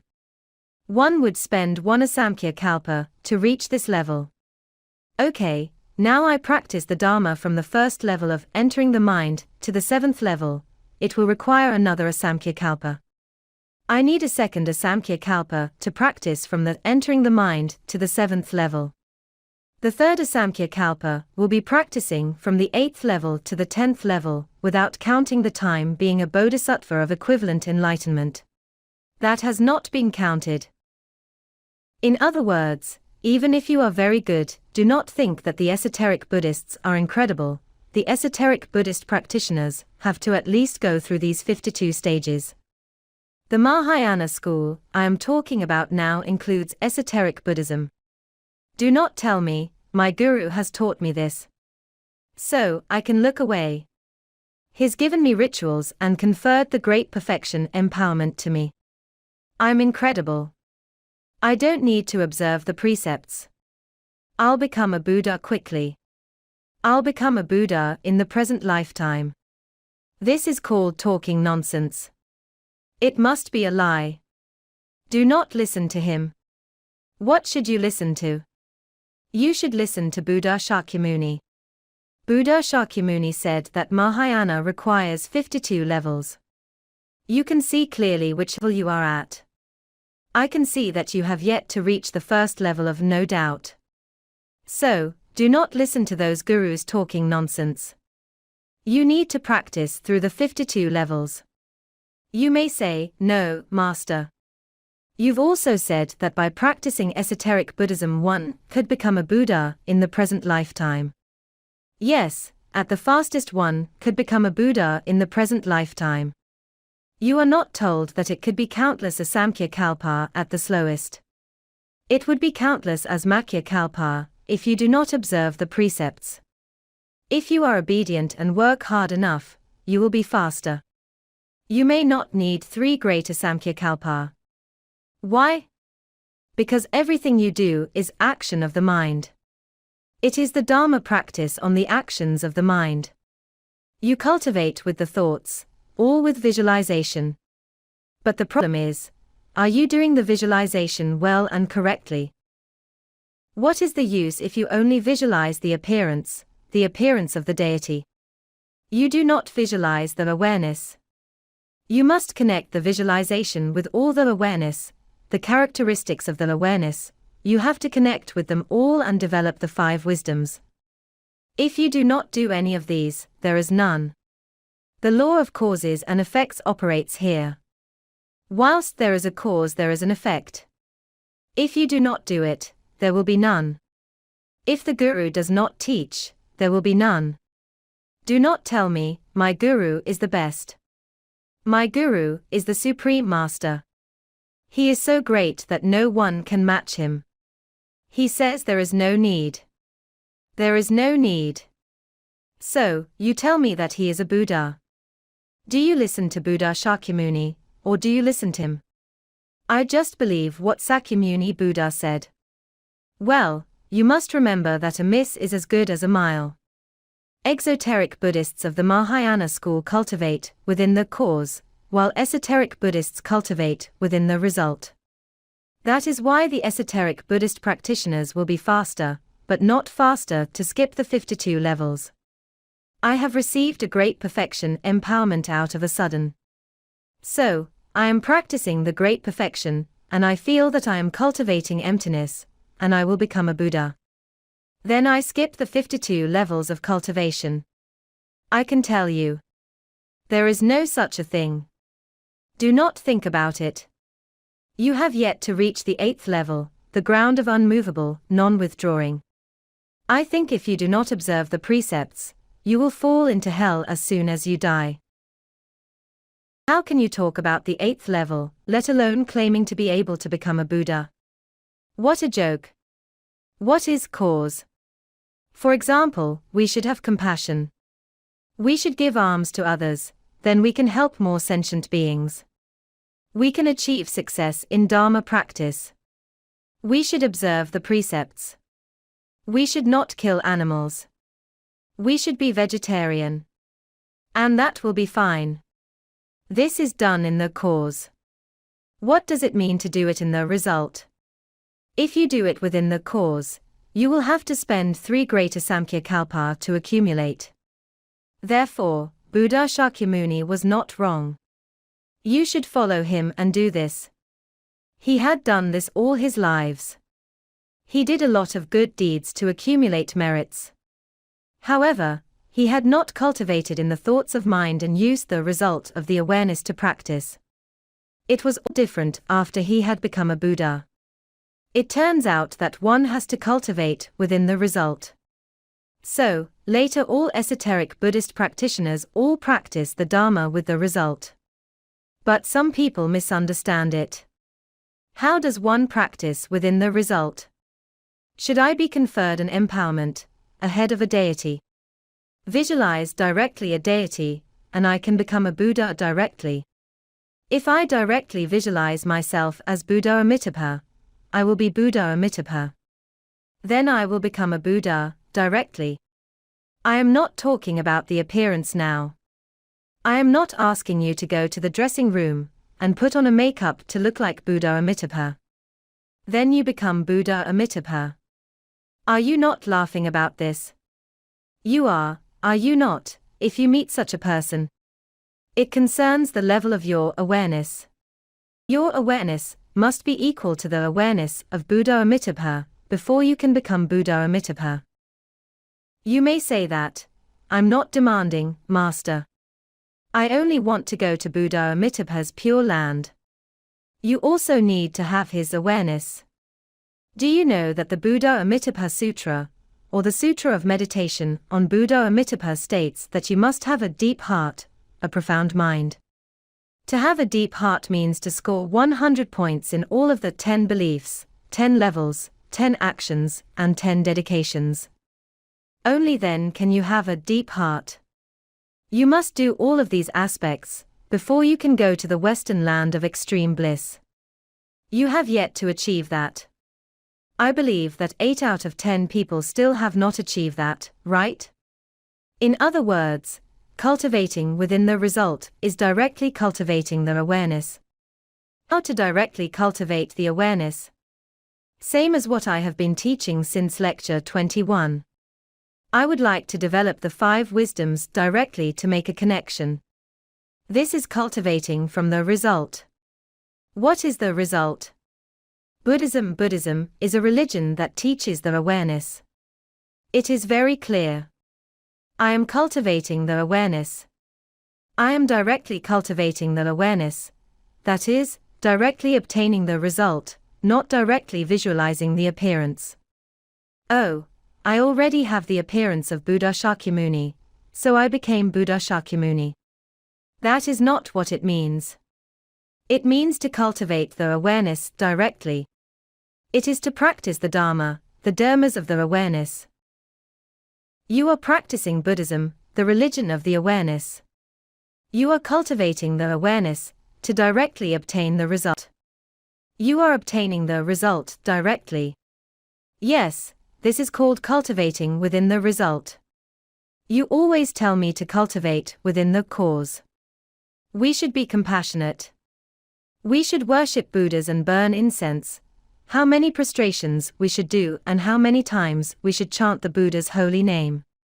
These are all cultivation within the cause, while the result is to cultivate the awareness.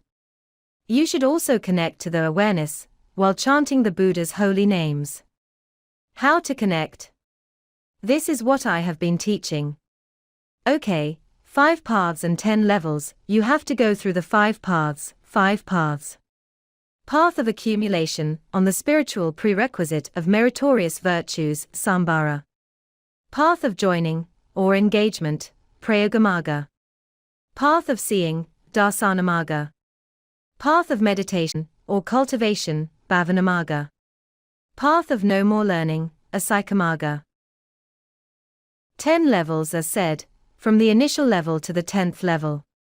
One has to go through the 5 paths and 10 levels. Okay, now what is the main topic today? It is to talk about how you cultivate within the result when you practice the Dharma from the beginning. Cultivate the awareness directly, so that you have the opportunity to become a Buddha in the present body. When I start practicing the Dharma from the position of no doubt, I directly cultivate the awareness. Okay, the 10 levels, 10 actions and 10 dedications should all be practiced by connecting to the awareness, all with the result. I am practicing with the result, not the cause. I do not ask you not to cultivate the cause. You still have to do good deeds, but you practice the Dharma on the thoughts. We call the actions of thoughts, the training of thoughts, the Dharma practice of thoughts. Buddha Shakyamuni places a great emphasis of thoughts in this sutra.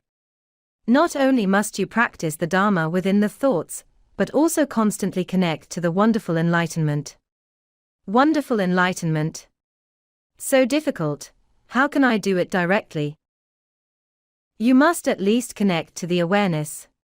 We will do it slowly and step by step, but in any case, we must use that awareness to practice. My topic today is to teach you the 10 beliefs and how to connect to the awareness to practice. Only in this way can we achieve success in the present body, right? If not, how can we achieve success in the present lifetime? Are you talking nonsense? Even if you practice from the 10 beliefs and directly cultivate the awareness, you still have to go through the 52 stages. Do not think that it is unnecessary. In fact, it is necessary.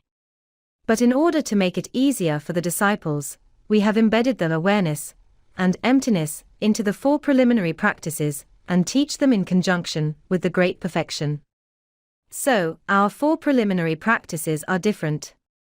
Ours is more direct. Okay, if you do not know what the 5 paths and 10 levels, and want to know more about them, you can watch our videos, How to Distinguish Realizations and Supernatural Powers, and the 10 Levels, available from Dudjom Buddhist Association, International, STV channel on YouTube for detailed explanations. You can read the article, The 8 Transformations of Guru Rinpoche, in the 7th issue of The Lake of Lotus, Biography of the Patriarch, which talks about the 16 levels. The classification in esoteric Buddhism is more detailed and advanced. On emptiness, you can read the article, The Direction of Wise Dharma Practice, in the 28th issue of The Lake of Lotus, about the 20 types of emptiness in the 111th volume of the Mahaprajnaparamita Sutra. You can also watch Emptiness, Neither Existence Nor Voidness, available from our Dudjom Buddhist Association, International, STV channel on YouTube. You can also watch Practical Training of Exoteric and Esoteric Buddhism 6 in DVD format, and read the article Direction of Wise Dharma Practice, in the 30th issue of The Lake of Lotus, available on Dudjom Buddhist Association, International, webpage. Or the Introduction to the Significance of Near-Death Experiences in the 15th issue of The Lake of Lotus. I have taught it now. Success is at the starting line. As you know, some mothers say that success is at the starting line. I trained my son when he was young. I gave antenatal training when I was pregnant. It is correct. I do not say that she is wrong. It is also necessary for us Buddhist practitioners. If we make a mistake in the first step, we will be wrong by 1,000 miles. If you follow a wrong guru in the first step, your guru has taught you that you do not need to do so many things. I only need to give you one empowerment. If these people are wrong from the beginning, I am afraid that they will be wrong by 1,000 miles, and they will go astray. There is no hope to reach the destination. So, how can you win at the starting line? You need to practice these: the level without doubts and the path of accumulation on the spiritual prerequisite of meritorious virtues, Sambara, these 4 tens. You need to score 100 points on these 4 tens. Then you will be benefited in any way. If you work with the 4 preliminary practices we teach in the future, you will definitely succeed. One of my disciples asked, "How can I avoid delusional thoughts? Master, can you teach me these 4 tens?" I am now teaching in response to his request, and I want to teach him in depth. I also think this is a very good request. Well requested. To win at the starting line, you have to cultivate these things. I believe that many disciples, even my disciples, have not yet cultivated them well. After so long, I finally feel that I still have to teach you this in great detail. I must teach you from the very beginning. I teach you as you are a baby. If I teach you as a baby, you should be able to cultivate it. This is to cultivate Bodhicitta. We are now teaching the Bodhicitta series. Of course, we must teach it in greater detail. What should we do? We have explained the perception. On perception, what must you do? It has to be correct. What does it mean to be correct? You must focus on cultivating your mind and improving your awareness. Only then will your perception be correct. Just like if you go to a guru and the guru says, "Follow me." The most important thing for you is to recite the mantra enough. Let's do it this way.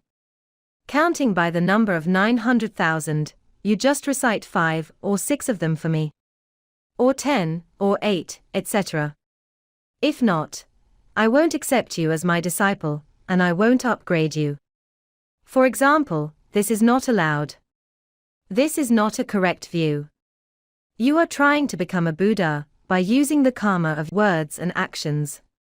Buddha Shakyamuni has said that there is a long way for you to get to the required level. Actions of thoughts are the most important. Actions of the mouth are only in the middle. I am not asking you not to recite the mantra, nor am I saying that it is not good by reciting too much. But you have to work with the actions of thoughts to practice the Dharma. How can you only focus on actions of the mouth?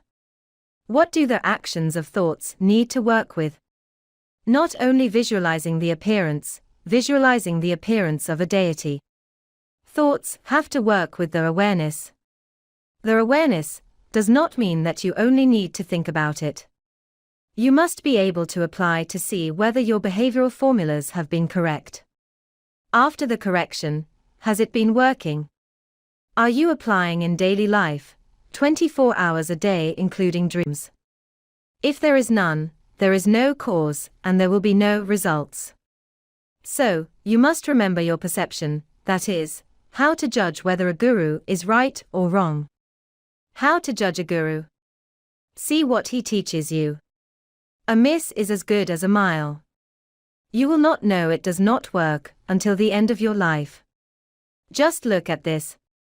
I am teaching you how to find the right guru, that is, does he focus on cultivating your mind and improving your awareness? When he explains his views to you, does he teach you to cultivate your awareness? Or does he only ask you to visualize clearly the deity, and that is good enough?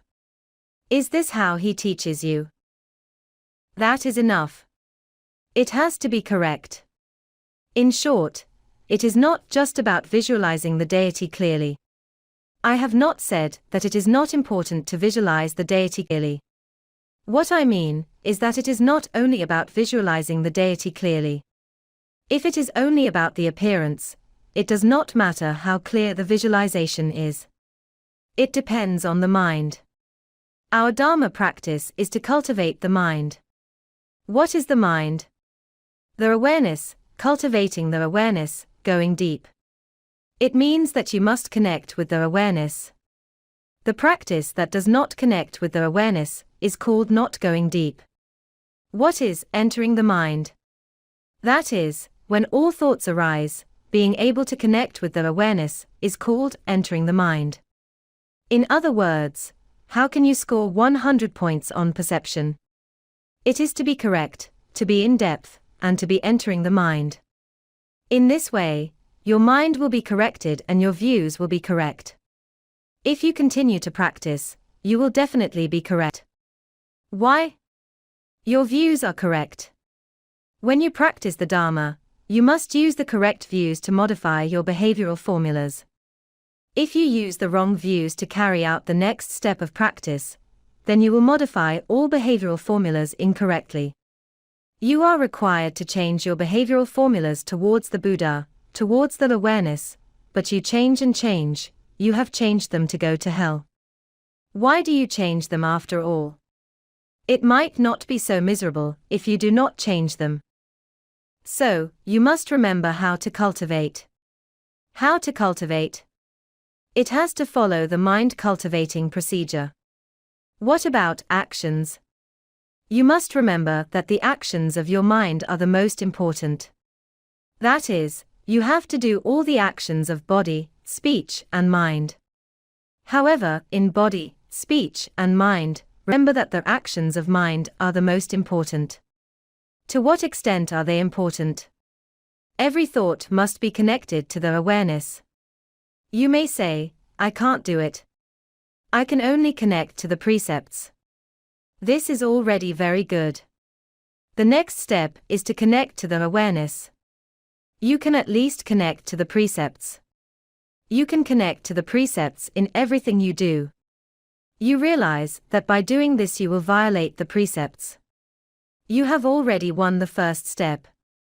Starting well at the starting line means that your precepts have become part of your awareness, and you know how to automatically sound the alarm. You are incredible. You are very incredible. The first step is correct. What about the second step? Okay, we are now in the ordinary position. What if we want to cultivate to the level without doubts? You must cultivate the 10 beliefs. The first of the 10 beliefs is called faith. The perception of faith is very important. Master, you do not need to explain it. Do not waste my time. I know what faith means. Isn't it just about having confidence, believing deeply and believing very deeply? Isn't that it? I am afraid that the perception of faith must be understood very deeply before you can connect to the awareness to cultivate. Otherwise, you cannot connect. I will explain this faith to you now. One of my disciples said to me, I've searched many websites, but I don't know what 10 beliefs are. And I still don't understand it after reading it. Now I can only explain some of the simplest to you, but they are the most profound. I usually teach students in simple terms. The first thing I need to do is to establish a state of confidence. What is a state of confidence? Firstly, remember to decide wholeheartedly. I have decided to practice the Dharma. I have decided to concentrate on the Dharma practice. Everything must give way. My Dharma practice comes first. My career, all my belongings, my family, all my things and properties come second. What is my first priority? I am determined to practice the Dharma. I am not asking you to ignore your families. I am not asking you not to care for your career. I am only asking you to be determined to cultivate the awareness and put it first.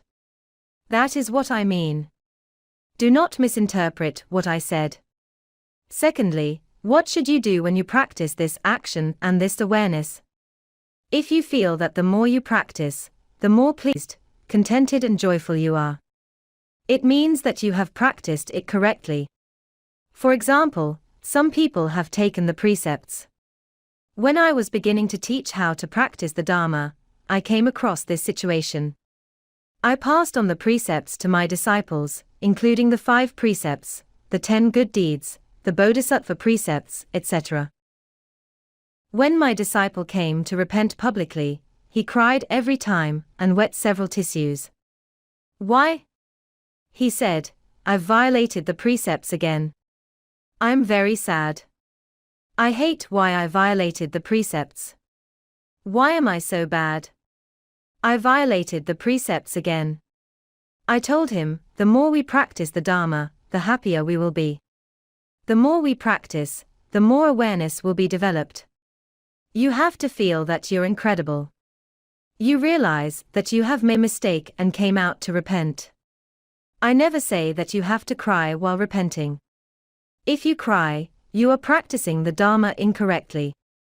When did I ask you to cry? I always feel bad about myself and so I cry. You should feel that you are very good. You were bad before. Before you practiced the Dharma, you did not even know what you were wrong, and you did not know how to repent. Now you are so good. You know how to repent. You know where you went wrong. And you know how to find the roots. You are already great now. That is, the awareness has shown. Why are you still crying? It should be joy and happiness. You have practiced the Dharma incorrectly. Do not tell others that you are following the wrong guru. I have not taught you to cry when you find out you are wrong and come out to repent. I have taught you to be happy and joyful. I am very confident, towards myself, that I have seen what I was doing wrong. How confident do you think I am? I will get better and better. Okay, longing and desire. I like to listen to the Guru's teachings. I like to listen to the Guru on YouTube. I have watched all the videos. And that is not enough. I have watched them 2, 3, or 4 times. It is still not enough. I make notes and read them when I have time. This is called longing and desire. But you are not like this. You say, Master, I'm very busy. I only read 1/5 of them. Master, I only read these 7 videos you ask for the exam. I won't watch even one more. If you are like this, how can you succeed in your Dharma practice? I do not know if your faith can score 2 points. It is pitiful. You have taken refuge from me. I do not know how to give you a score, if you behave like this. You must be very keen, and wanting to know the training methods of awareness. The knowledge of awareness is the training method of Buddhism and the practice method of Buddhism. You must show your longing and desires. How does this show in your actions? One will know by looking at you. Correct perception, others would be keen to watch the YouTube videos and the Guru's teaching even it means less, or without sleep. But you are different. You'd better have time to go shopping with your family. There is nothing I can do about it. You put your family first. So, do not tell me that you have scored 100 points in faith. You can only tell me that you are preparing to get started and want to practice the Dharma. That's about it. Okay, you need to have correct beliefs. What are correct beliefs? If your beliefs are that more empowerments and more blessings will be enough, and if you will succeed by simply visualizing yourself as a deity, then you are wrong. I am not asking you not to visualize the deity, nor am I asking you not to do the empowerments. I mean that if you do these things without connecting to the cultivation of the awareness, it will be useless. You must have correct beliefs, and your guru must teach you how to develop the awareness. This is the main thing. How to visualize the deity is secondary. You need to distinguish what is important and what is less important. Okay, you must be determined to complete all the cultivating paths in the above 4 states. Okay, let's move on to the second step, the basis for your confidence. What I just talked about is the state of confidence. Now I will talk about the basis for your confidence. Where do you lay your foundation? You must establish it on the Buddha, Dharma, and the Sangha. Do you know that it means the Guru, who is the collective body of the 3 jewels? The Guru is the collective body of the 3 jewels of Buddha, Dharma, and the Sangha. The Guru is the collective body of the Buddha, Dharma, and the Sangha. Why? What is the Sangha? The Sangha do not necessarily mean the monks. This is called the gem of the Sangha. What is the gem of the Sangha? The Mahayana Sutra of Mind-Ground Contemplation states that there are three kinds of Sangha in our world and out of the world. One is the Bodhisattva Sangha. As long as you initiate your Bodhisattva and are willing to become a Buddha, save sentient beings, you are considered a Bodhisattva Sangha. It is the Bodhisattva Sangha. Your guru teaches you the Dharma and wants to save you. Of course, he is a Bodhisattva Sangha. Whether he is a monk or not is not a problem. You can still be a Bodhisattva Sangha without being a monk. He must be a Sangha. Your guru must be a Sangha, a gem of Sangha. There are also Sravakas Sanghas, the Hinayana Sanghas, and ordinary Sanghas. You can just go and take a look. There is a detailed explanation in the Direction of Wise Dharma Practice, the 45th issue of the Lake of Lotus, available on the website of our Dudjom Buddhist Association, International. Okay, the Dharma. If your guru knows how to explain the Dharma, or teaches you the correct Dharma, of course he represents the Dharma. And if he can teach you to become a Buddha, that is, his teaching includes the emptiness which teaches you to become a Buddha, it means that he represents the Buddha. What if my guru does not know how to explain emptiness, and does not understand it? It means that he is not the collective body of the three jewels. He cannot teach you to become a Buddha, and he cannot become one himself. If not, how can he represent the Buddha? But he gives the empowerments and visualize himself to be the appearance of a Buddha. Does that mean that he can represent the Buddha? Then give him some points. Give him a few points. It is better than those exoteric Buddhists who do not know how to teach.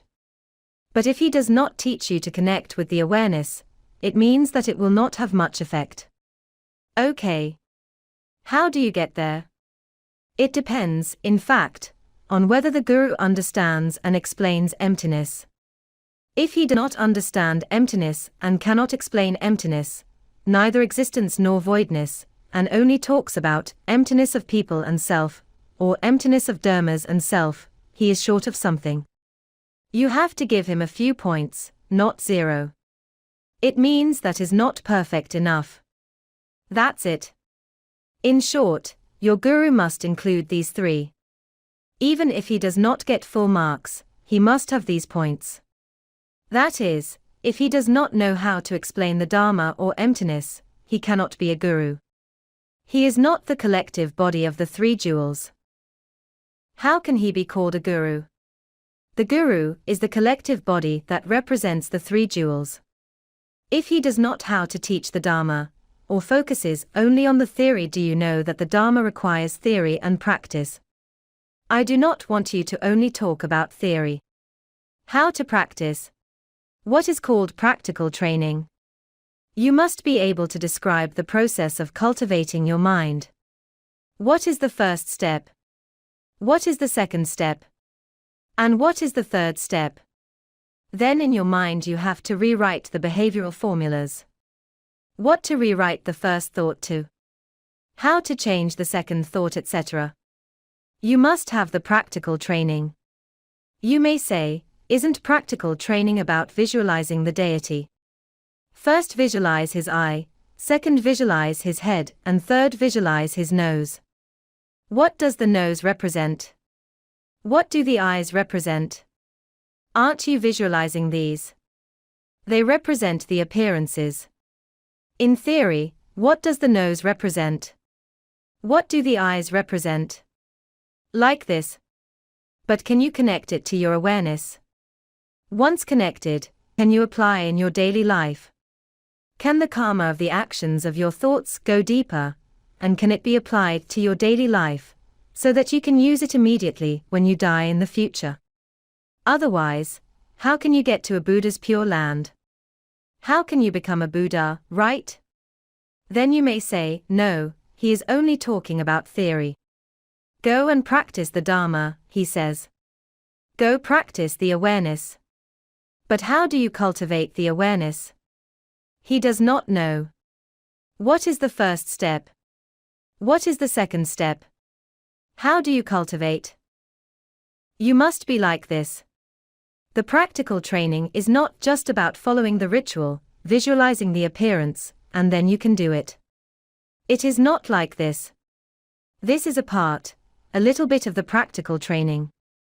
The most important thing is how to connect the whole awareness with the ritual to cultivate the awareness. That is, while cultivating the awareness, you also need to change the behavioral formulas in daily life. These are the practical training. So, if this guru does not explain the Dharma and only says that you must be compassionate and do the 6 paramitas, you also need to give him a few points on the theory.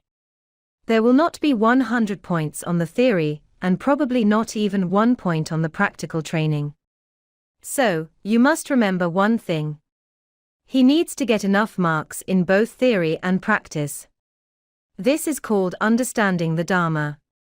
It does not mean that he only says a few words about the Dharma. It means that he does not understand it. If he cannot do it, and if he does not understand it and cannot talk about it, it proves that he cannot represent the collective body of the 3 jewels. Because he does not have the ability to explain the Dharma. Why does he not have the ability to explain it? It is because he does not understand it. If he does not understand it, he cannot explain it. You must understand it before you can explain it. If you do not even know what the Buddhism talks about the awareness. The Buddhism is concerned about cultivating the awareness and the mind cultivation. You are unable to say it. You cannot say it. It means that you do not understand the Dharma. You are not teaching the Dharma. You do not belong to Buddhism. You do not and cannot explain it. You would say that it is because he is not a good speaker. Is it okay to write it down? How about write it down? Even if you have to plagiarize, you can also copy a little. If you cannot even write it, it means you are not good enough. But in fact, if you can write it, even not fluently, you cannot say that this person is good speaker, so he understands the Dharma. Being a good speaker does not mean that he understands the Dharma. A person who understands the Dharma may not be a good speaker. He could be a good speaker. But even if he is not a good speaker, he can at least say something. Our Dharma practice is to cultivate the awareness. He must be able to say a few words like this. If he cannot even say these few sentences, it means he does not know how to explain it. It means he is not qualified to be a guru. So, remember that in our Dharma practice, we must remember to see whether the guru understands the Dharma, and whether he is the collective body of the 3 jewels. Okay, the third point among the 10 beliefs is that the degree of confidence required is to have faith without doubts. The confidence must be built on the Buddha, Dharma and the Sangha, that is, the Guru. Because the Guru represents the Buddha, Dharma, and the Sangha. The degree of confidence must be established to the point where there is no doubt. That is, it must be 100 points. Only in this way can it be said that the first belief, faith, in the 10 beliefs has been cultivated successfully. This is only the perception. What I am talking about now is only the perception, which means that your perceptions are not wrong. If you can recite all these points and write them down from memory, then your perceptions have begun to take shape. There are shadows and you know how to recite them from memory. If you say, Master, I've listened to your teaching and then I forgot all about it. So, I have to search for a particular video and watch it again. That means that your perceptions have not yet been established, not yet established. There has not even a shadow in your mind. Well, perception it is to have correct perceptions. Only then can your mind be corrected. Then your character is correct. Then, you can say that you have practiced it. I have been talking for so long, and I am still explaining the concept of faith. So, how do you cultivate faith? As I said, you need to modify your behavioral formulas. You have to change your behavioral formulas until you believe it deeply. Only then can you call it a successful practice. Only then can it help your faith and conduct perceptions, practice, actions and results. What is the behavior of faith? It is called the actions of faith. When it is beneficial to the actions of faith, you will have a chance to succeed. Let's give an example now. What is called deep faith without doubts? What is called trusting the Guru to achieve deep faith without doubts? What is called trusting the Guru and successfully cultivating the first step, faith, of the 10 beliefs? How to cultivate? It is to modify your behavioral formulas. How to cultivate? Let's cite again this case of Buddha Shakyamuni. Buddha Shakyamuni said that at the time he was 500 arhats in Anavatapta, that is, several hundreds of arhats, who had become arhats, and fully gained supernatural powers except Ananda. He spoke to them. He said, in many a Samkhya Kalpa ago, there was a Buddha named All Victory Tathagata. All Victory Tathagatas, and all the 6, or 8,000 great monks in the Polo kingdom became arhats. So incredible. Buddha Shakyamuni only had a few hundreds. But this all-victory Tathagata Buddha was so powerful that his 68,000 disciples had become arhats. The Buddha said to Shariputra, his great disciple, at that time, all-victory Tathagata had 2 kinds of bhikkhus. One was called supreme monks, and one was called contentment monks. Supreme monks cultivated well and acquired the 6 kinds of supernatural powers. Contentment monks, on the other hand, had not untied the knots. It means that they had not removed the knots of mind and worries.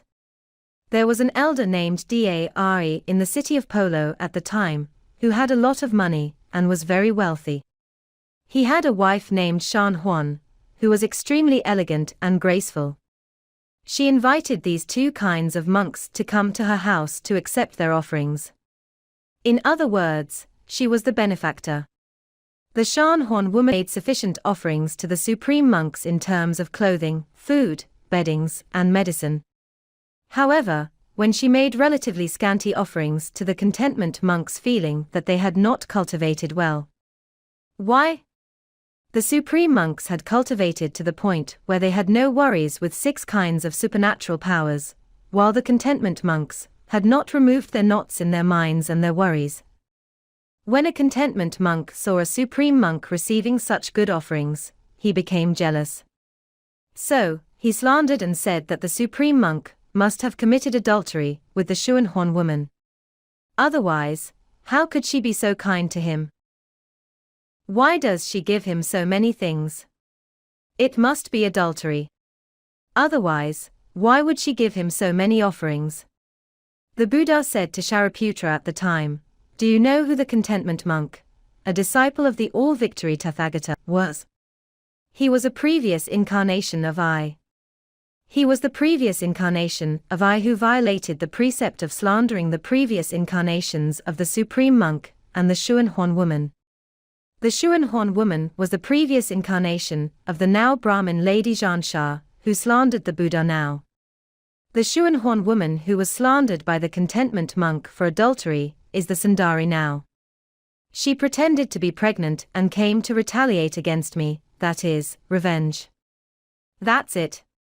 The cycle of cause and effect is like this. One would be still chaste after so many lifetimes.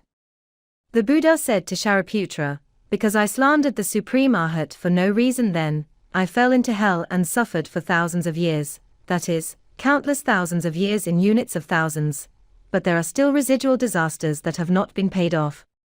Although I have become a Buddha now, and so many people come to learn the Dharma, there is still this talkative girl named Sundari who pretends to be pregnant with a wooden basin. She uses a small wooden basin to pretend to be pregnant. She said, you don't need to talk about this, samana, which means diligent practice of precepts, meditational concentration and wisdom, you people are Dharma practitioners. Don't just talk about these. Why not talk about family affairs? Why not talk about me? You don't want to enjoy yourselves only, pointing to Buddha Shakyamuni. You committed adultery with me and made me pregnant. Now I am about to give birth. Please give me sambara, money and supplies, first so that I can raise my child.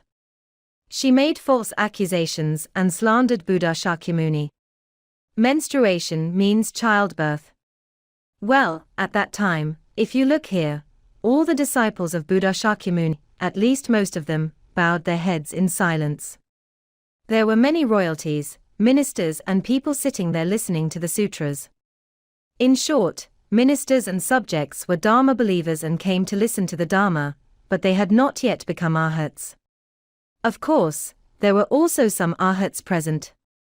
In short, all Dharma practitioners of different levels, or those who had not officially entered the Dharma practice, were present. They all bowed their heads in silence. Then there was only Sakra Devanam Indra, or the Jade Emperor, the Emperor Sakra, the god of the 33 Devas.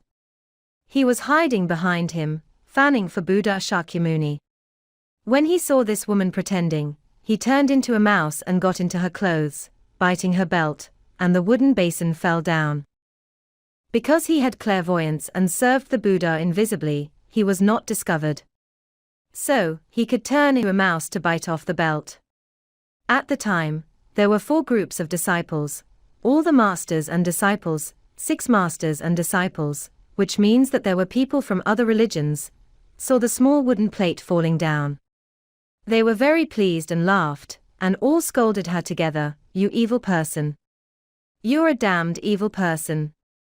Why are you falsely accusing the pure, righteous, enlightened Buddha?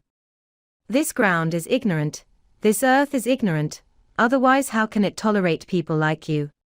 So, the ground immediately cracked, and some flames came out, and the Sundari woman fell off and was buried to her death. She fell directly into the Avachi hell, that is, the uninterrupted hell. Okay, let's take a look now. This shows that the pulling force of hell is very powerful. It sucked her down at the time. I have already said. The problem I am talking about now is faith. How can you have confidence in the Guru? Only when you get 100 points can you continue to practice the Dharma, and only then can you succeed in the Dharma practice. Look at this group of disciples. Everyone bowed their heads in silence. Some of his disciples had become arhats. Arhats are not Buddhas. Why did they not have this awareness? They just did not have this awareness, so they could not become a Buddha. It is that simple. Be those who had become arhats, or those who have not yet become beginners, all of people, bowed their heads in silence. In other words, there was insufficient faith. To use this case, it means that when one starts out and says that he wants to study Buddhism, he must cultivate the first of the 10 beliefs, faith. They all scored 0. You see, each of them bowed their heads. Why did they bow their heads and not express their trust in the Guru through their actions of mind? They often say to their Guru, "Master, why don't you believe me? Believe me, I'm very obedient and I have practiced the Dharma." But in fact, do they have faith in their Guru? They have no faith in the Guru at all. What right do they have to ask his Guru why he does not believe him? So, there was no follow-up. There were no body language and actions followed by the group of them. Everyone just lowered their heads. What is this called?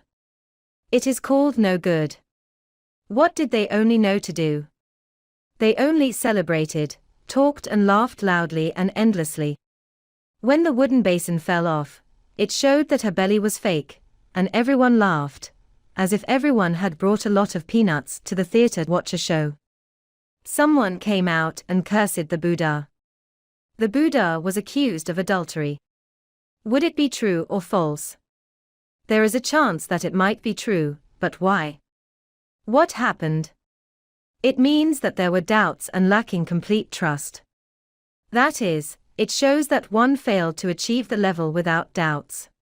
How does one establish his faith? Upon the evidence. What is called the evidence? That is, a small wooden basin fell down to prove that the belly was fake.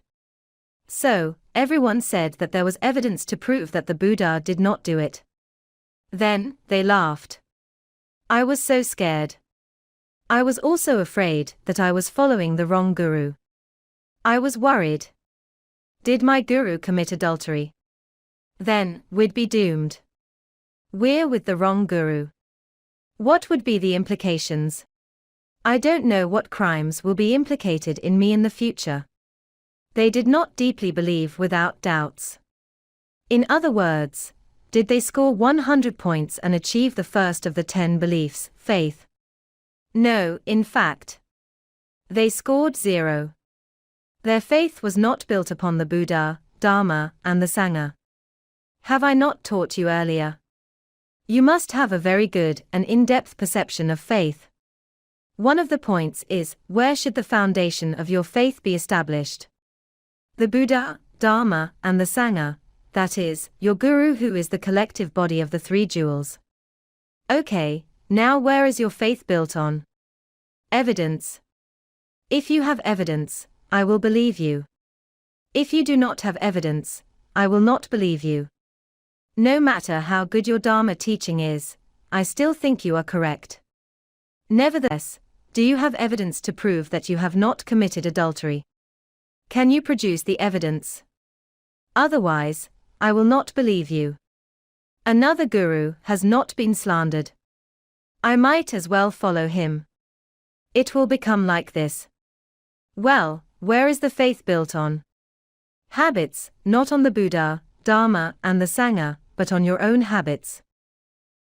If you still have not changed your habits, how can you say that you are cultivating to become a Buddha? What can you say about the levels you have practiced? First level and the second level. You do not need to think about these anymore.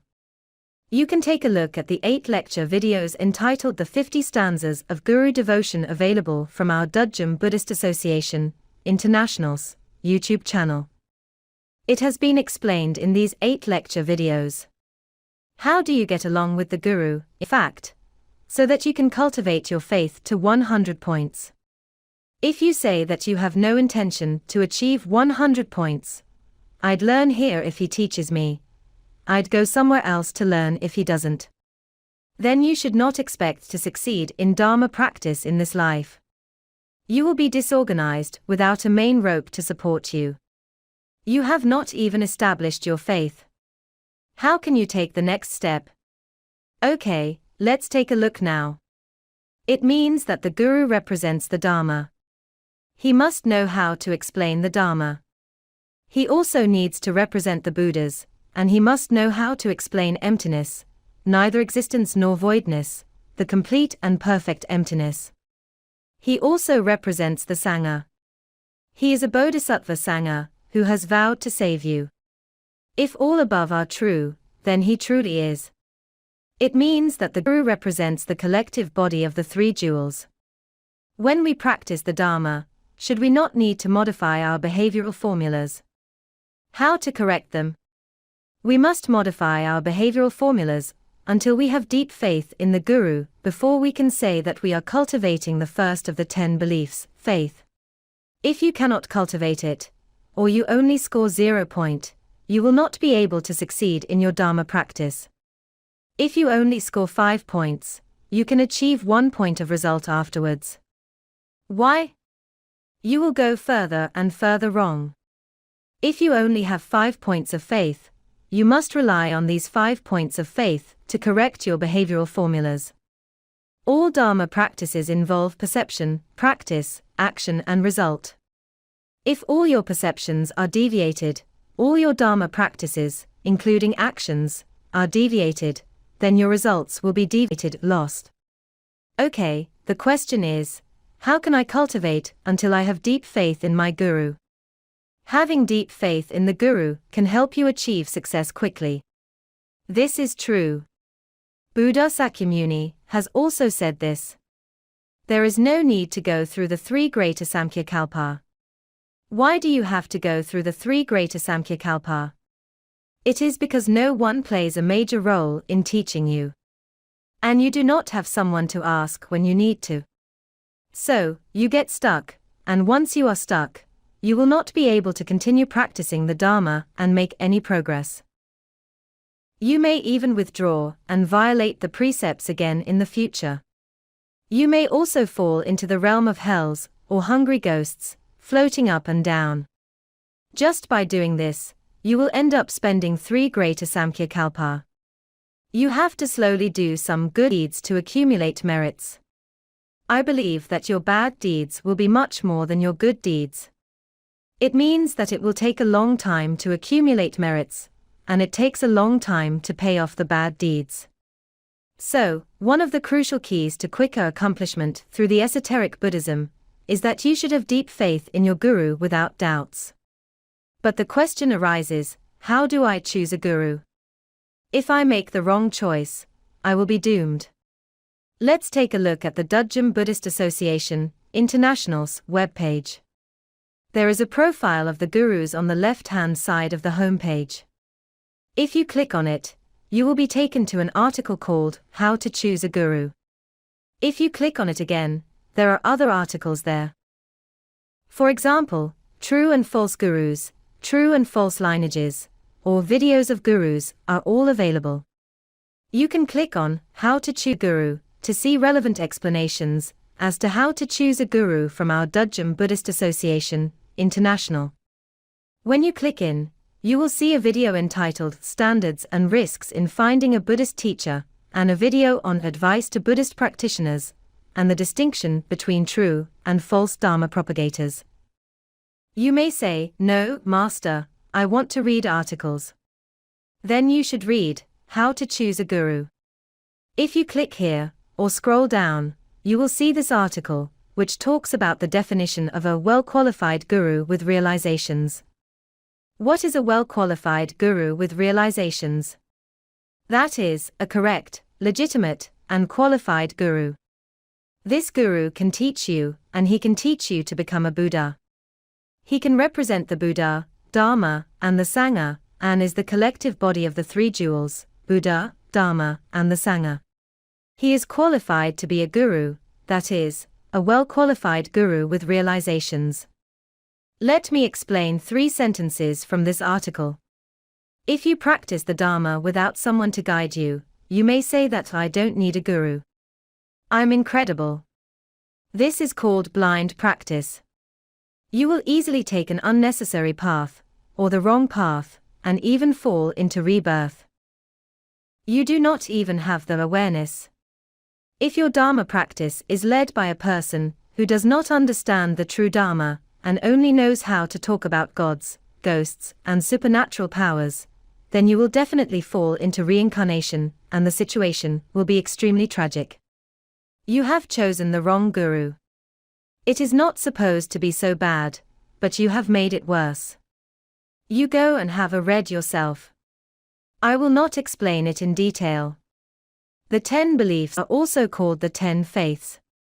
If you succeed in cultivating them, it is called the achievement of the root of faith. The root of your faith has been established and developed, and so are all the other things from this root, fruits, branches, trunks, and everything you continue to cultivate in the future. There will be hopes of success. Okay, why? Because if you do not have a guru to teach you, how can you practice? If this guru is wrong or makes a mistake, how can you practice? You will not be able to practice the Dharma successfully. How long does it take to cultivate successfully to the level of 10 beliefs? Stated in the Sutra of the Garland of a Bodhisattva's Primary Karmas, by practicing the 10 beliefs for 1 to 3 kalpa, one can reach the level of initial residing, also called a bodhisattva, who abides in the mind. How long is 1 kalpa? 1 kalpa is equal to 4.32 billion years. 3 kalpa are 3 times of this. The level of no doubts is the 10 beliefs, the whole of 10 beliefs. I have only explained the first of the 10 beliefs. There are 9 more yet to be taught. The first is to teach you how practice perception, practice, actions, and result. Even perception, practice, action, and result have not been taught and still need to be explained in detail. Only when you have completed all 10 beliefs can you reach the 10 levels. The first of the 10 levels is called the first level. If you jump from the 10 beliefs to the first of 10 levels, called the first level Bodhisattva, do you know how long it will take? Only practicing the 10 beliefs will take 1 to 3 kalpa. Master, can it be faster? It can. The esoteric Buddhism is like this. You have to focus on finding a guru, a well-qualified guru with realizations. This is correct. You focus on him and you will not be so confused. As he is a real guru, he will have the ability to teach you. You should cultivate your faith towards him. Cultivate to 100 points. When the root of faith is accomplished, you will succeed. If you continue to practice the Dharma in the future, you will be successful. So, it will be faster. Hence, the 2 lines of arrows pointing in the diagram earlier. There is an arrow pointing from the level without doubts to the wonderful enlightenment. If you want your Dharma practice to be in line with what the esoteric Buddhism calls for accomplishment in the present lifetime, body, where must be your starting point? The starting point is when you cultivate the 10 beliefs, faith should be the first. This is called starting point, cultivating and connecting with the awareness directly. You may say, you want me to cultivate until I have deep faith in the Guru. You do not require me to cultivate the awareness until I have deep faith without any doubt. This will be explained shortly. You must know that the Guru represents the Buddha, Dharma, and the Sangha. So, you must have unwavering faith in the Buddha and the Dharma. The Dharma includes theory and practice. If you have a brain, you will understand that the cultivation of the awareness is very consistent with the interpretation of the word Buddha, which is awareness. You will know how to analyze whether this is right or wrong. It means that you have to make some judgments yourself. You must have confidence in the Guru and the Dharma he teaches. Just like now I am telling you that you need to cultivate the awareness. You must believe what I say and cultivate your awareness. For example, the Guru says that it is not possible to just practice the deity. If you do not have the awareness, it will not work. You will follow your mind and connect to hell. You must believe it. Do you understand? This is called deep belief. Stated in the Humane King Sutra, walk the right path in 1,000 kalpa. If you spend 10,000 kalpa, do you know that 1 kalpa is equal to 4.32 billion years? You have to multiply it by 10,000 times 4.32 billion years. How long do you think it is? It is a very long time. Even if you have followed the right path, done all the 6 paramitas and good deeds, it will not help you. You have no root of faith, no confidence. Without a root that allows you to be very stable in your Dharma practice, you will always be uncertain about advance or retreat. You will come and go quickly, often retreating. Like light hair drifting in the wind, things are uncertain. You will not be successful in Dharma practice. The treatise on the awakening of faith states that you have to go through 10,000 kalpa to cultivate these 10 beliefs before you can achieve success. Why? You have to have the root of faith before you can be successful in your Dharma practice. Otherwise, you will have spent so much time before, and it adds up to 1 asamkhya kalpa. That's it. So, firstly, on perception, if you misunderstand the 10 beliefs, you really need to cultivate for 1 to 3 kalpa to achieve the 10 beliefs. If you do not connect your Dharma practice to the awareness to establish the 10 beliefs, it will cause you 1 to 3 kalpa. If you do not use the awareness as the guide to implement the 10 beliefs, you will still have to practice the Dharma for 1 to 3 kalpa. So, in terms of result, why do you need 1 to 3 kalpa to successfully get to the results of 10 beliefs? Why does it take so long? It is because you are short of the above-mentioned 3 items. What is lacking? You lack the perceptions, practices, and actions of the awareness. Then, there will be no results. Okay. Most sentient beings have failed in their Dharma practice. The main reason is because they lack faith and often practice the Dharma intermittently. As a result, they continue to be reincarnated. Even if it is just a simple step like taking refuge, they have to consider dozens of years. If you wait until when you are about to die to take refuge, how can you achieve success in Dharma practice?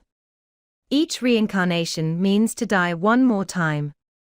After you are reborn, you have to rely on your memory to remember what you have learned before, which means that it will take a long time.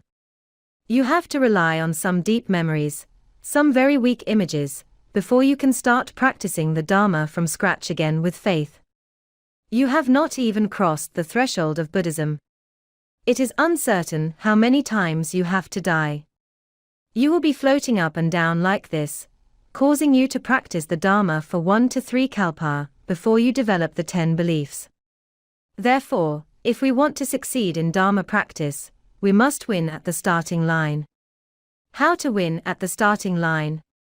It is necessary to have a very clear understanding of the perceptions, practices, actions, and results of the 10 beliefs and apply them in daily life. The question is how to cultivate the perceptions, practices and actions of the 10 beliefs and also apply them in daily life. If I do not apply them in daily life, I will have to practice for 1 to 3 kalpa. If I can apply them in daily life, it can be achieved quickly as the esoteric Buddhism claims. How wonderful that is! Let's think about what to do.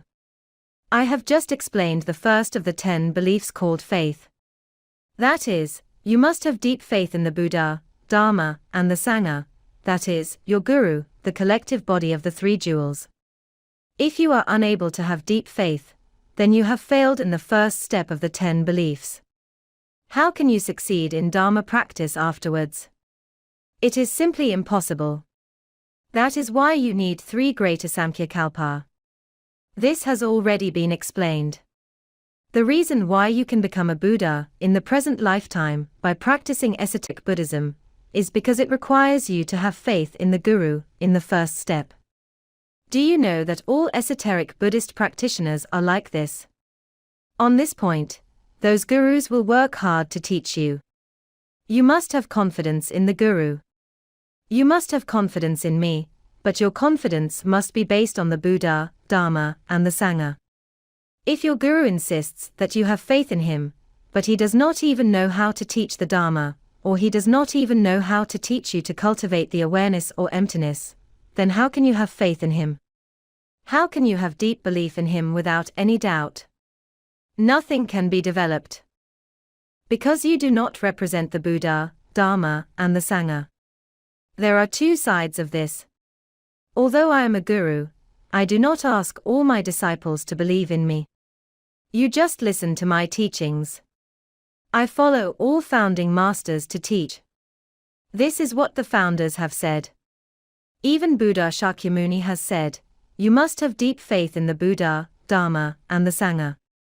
Your Guru is the Sangha. There is no question about that. You must have deep faith in the Sangha. It is you who do not listen to what Buddha Shakyamuni said. I do not ask you do that. Although I am a Guru, I do not want my disciples to have deep faith in me. I only want them to read carefully the 50 verses of Guru devotion and see what the founding Gurus said. If you believe it, just follow what the founders said and have deep faith in me as your Guru. If you do not believe it, it does not matter. My responsibility is to teach you. I cannot force you to believe it. If you do not believe it, and if there is anything you do not understand, I will explain it to you until you understand. I may still have the ability to do this. But it is up to you if you want to have deep faith in me without any doubt. It is not up to me. I have done my part, and the other part is for you to do. I have tried very hard to explain the Dharma. But if you still cannot establish your faith in the Guru, I am afraid that I cannot help you. You are doomed to fail in Dharma practice. When you are unable to succeed in Dharma practice, do not come and ask the Guru, Master, I still have had many delusional thoughts until now. Master, I still haven't accomplished the Dharma practice. Then do not come and ask me. I have done my best. You do your best, research and analyze what you are short of. Okay, the reason why esoteric Buddhism can be achieved in the present lifetime, so quickly, or in a few lifetimes, not in a long time, is because it requires you to have confidence in the Guru. And the requirements are very strict, and it must be the priority. You will know after reading the 50 verses of Guru devotion. It is no good even if you step on the Guru's shadow. Why? It is feared that you will leave in your memory that you can step on the Master's shadow. And you will fail to practice the Dharma successfully in the future. Are the 50 verses of Guru devotion good for your Dharma practice, or for your Guru? Do you think that if you step on the shadow of your Guru will be hurt? It will not hurt the Guru. It will not affect the Guru but you. It will affect you, not the Guru. As an esoteric Buddhist Guru, he has the responsibility to follow up on your Dharma practice both in theory and practice. In fact, you must have deep faith in him without any doubt. Otherwise, how can you continue to practice the Dharma? The Guru must follow up on your Dharma practice. He not only teaches you some Buddhist theories, but also follows up on your Dharma practice. He must understand you, so he can make your Dharma practice successful. If you find a Guru, or a Buddhist master, who does not care about your Dharma practice, you cannot meet him even once, because he has so many disciples, cannot ask questions you have, and you can only follow him to practice after hearing his teaching. How can he follow up on your Dharma practice? Therefore, Bodhisattva Asvaghosha consulted all Buddhist sutras and wrote the 50 verses of Guru devotion, hoping to guide Dharma practitioners, so that they will not fail at the first step. Therefore, the 50 verses of Guru devotion are to help Dharma practitioners. These are one of the most basic reasons why esoteric Buddhist practitioners can achieve rapid success. However, if you choose the false Guru, you will be reborn in hell. It will become the most basic reason for you to be reborn in hell. The tragedy of choosing the wrong Guru is truly miserable, I can tell you. It is also for this reason why you go to hell. Of course, there are many reasons why you go to hell. This is one of them. Or you choose the wrong Guru, who is not capable. For example, he teaches you to visualize hell, to cultivate our compassion, and to visualize the impermanence of black and white, and call it the 7 essentials of mind cultivation. Some say it is 10 essentials to teach you to practice the Dharma like this when you first get started. It is really miserable to teach you to practice like this. Visualizing the scenes in hell will cause the bad karma in your virtuous, evil karmic portfolio to be triggered by these visualizations. Do you know that the actions of the mind, or of the thoughts, are very important? You use your own mind to bring out of hell your own bad karma, and go to hell. Do you not think this is a big problem? Therefore, if you choose the wrong Guru, even if the Guru is very good, abides by the precepts, is diligent, and works hard to explain the Dharma, his ability is insufficient and his ability has not reached this level. He does not know that contemplating hell will make you enter hell. He does not know that there is a virtuous, evil karmic portfolio. He does not understand, which is miserable. Or you chose the wrong Guru, who does not know how to teach the Dharma, and only knows how to perform rituals. A master once said to me personally, we are like this. We are divided into groups. Some of us, all referred to as gurus, but only know how to do ritual cakes for offerings, make tormas, or molds. That is to do fortune telling, using beads to tell fortune. That is what it is. We only do empowerments. But we do not know how to explain the Dharma. I've never been to a Buddhist school and studied the theory of Buddhism. I don't know how to teach the Dharma. He did not even know that practicing Buddhism was about cultivating the awareness. He only knew how to perform empowerments. So, most masters are like this, and he even told me personally. Because in Tibetan Buddhism, they are divided into two groups when teaching. There are some who specialize in rituals, and there are some who specialize in teaching Buddhist theory. They are divided into two groups. Then you will be miserable. You must go through 3 great Asamkhya Kalpa to escape from reincarnation. It cannot happen quickly. The above is the most basic reason. There are many other practical methods that involve prescribing the right medicine for the disease. Esoteric Buddhism really has many methods of prescribing the right medicine. Of course, you must get the right medicine. If you take another medicine and give it to others, they will die. To prescribe the right medicine, it relies on the ability of the guru, same as the ability of the doctor. Will the doctor prescribe the wrong medicine to you? Has the doctor graduated? Has the doctor really studied medicine? Is the doctor a fake doctor? It turns out that he has neither. He only knows how to perform rituals. If he prescribes the wrong medicine for you, it will be a big problem. If he prescribes the right medicine, that is why esoteric Buddhism can achieve quicker accomplishment. It is because the correct medicine has been prescribed. Esoteric Buddhism has its benefits. But now in the Dharma ending period, many gurus are abusing these methods, and I cannot do anything about it. If you do not cultivate the 10 beliefs well, there is no use even if you prescribe the correct medicine for your practical training. No matter how many teaching methods your guru gives you, if he cannot explain the 10 beliefs, or you cannot cultivate the 10 beliefs after listening to his teachings, you can only score 1 or 2 points even if you work hard, without rest, and score 100 points practicing other methods. Why? Because you score lowly in the 10 beliefs, and will also score lowly in other parts of your Dharma practice. There is no use if you do not sleep to practice the Dharma. You cannot make up for your weakness with diligence. You must cultivate the awareness to make up for your weakness. This is the most basic reason why you have no fear and violate the precepts.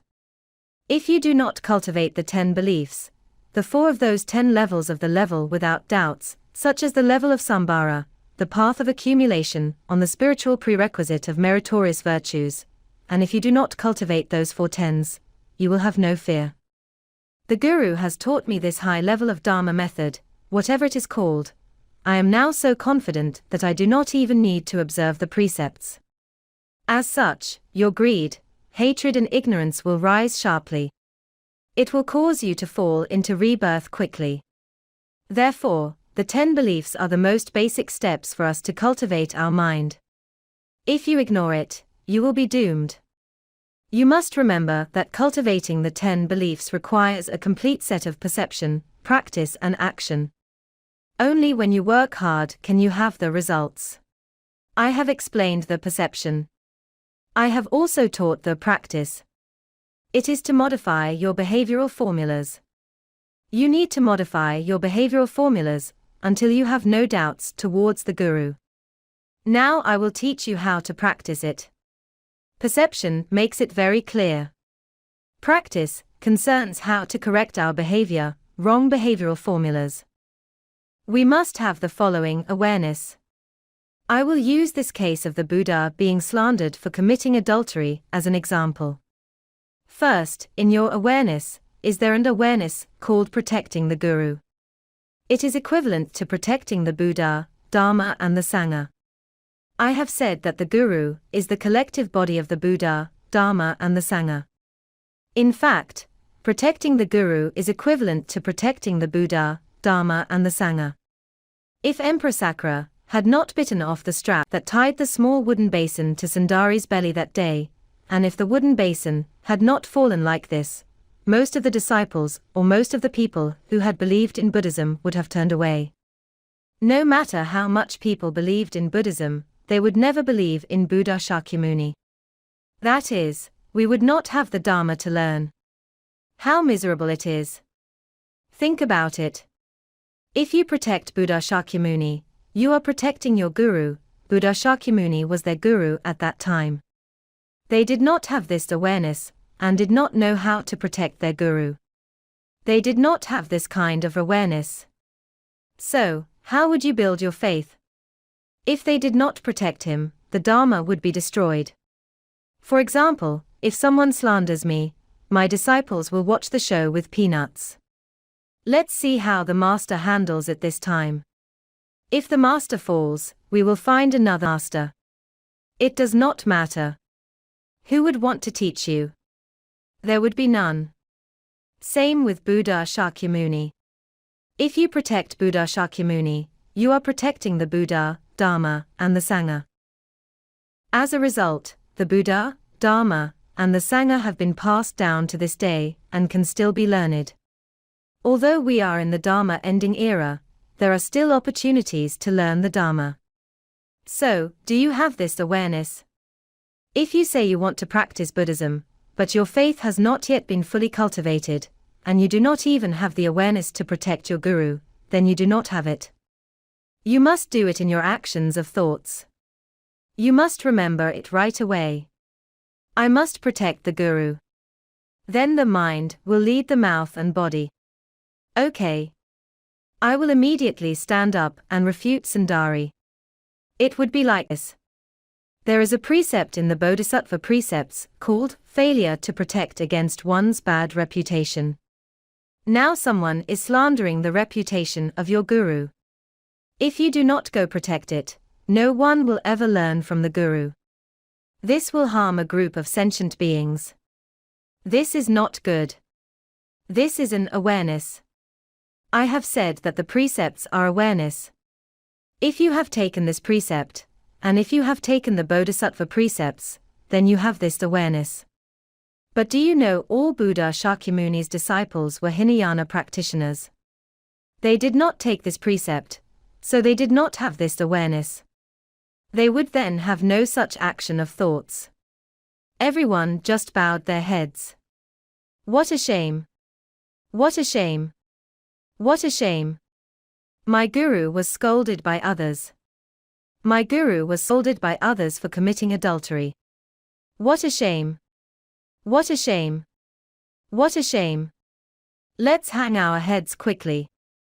I do not even dare to raise my head. You tell me, could these disciples still be said to have faith? They scored 0 point, right? No wonder they could not become a Buddha, only arhats. You should use your words and physical actions as a substantial protection. How to protect him? Stand up and say with your mouth, Miss, or this lady, you said that you committed adultery with my guru. So, you're pregnant. You must have proof. I am Venerable Ananda. I serve my guru 24 hours a day. I stand beside him and never leave him. I have never seen him meet you. Nor have I seen you. You say you know my guru. You also say that you committed adultery with my guru and then got pregnant. Don't talk nonsense. You're clearly slandering. I will be a witness. I serve my guru 24 hours a day, and I've never seen you. Then the disciple next to him should have also stood up and said, Yes, I've been learning the Dharma from my guru all day long. I've never seen you show up. Why do you say that? Did you come at night? We all close the door at night. How did you get in? You must have a lot of clues in your daily life that can be used as evidence. You must stand up to protect the guru. You must do it with your body and words, that is, the karma of the actions of your body and words. You must protect the guru. The actions of thoughts are your perceptions. The awareness is your practice. You must correct your behavioral formulas until you have this kind of awareness.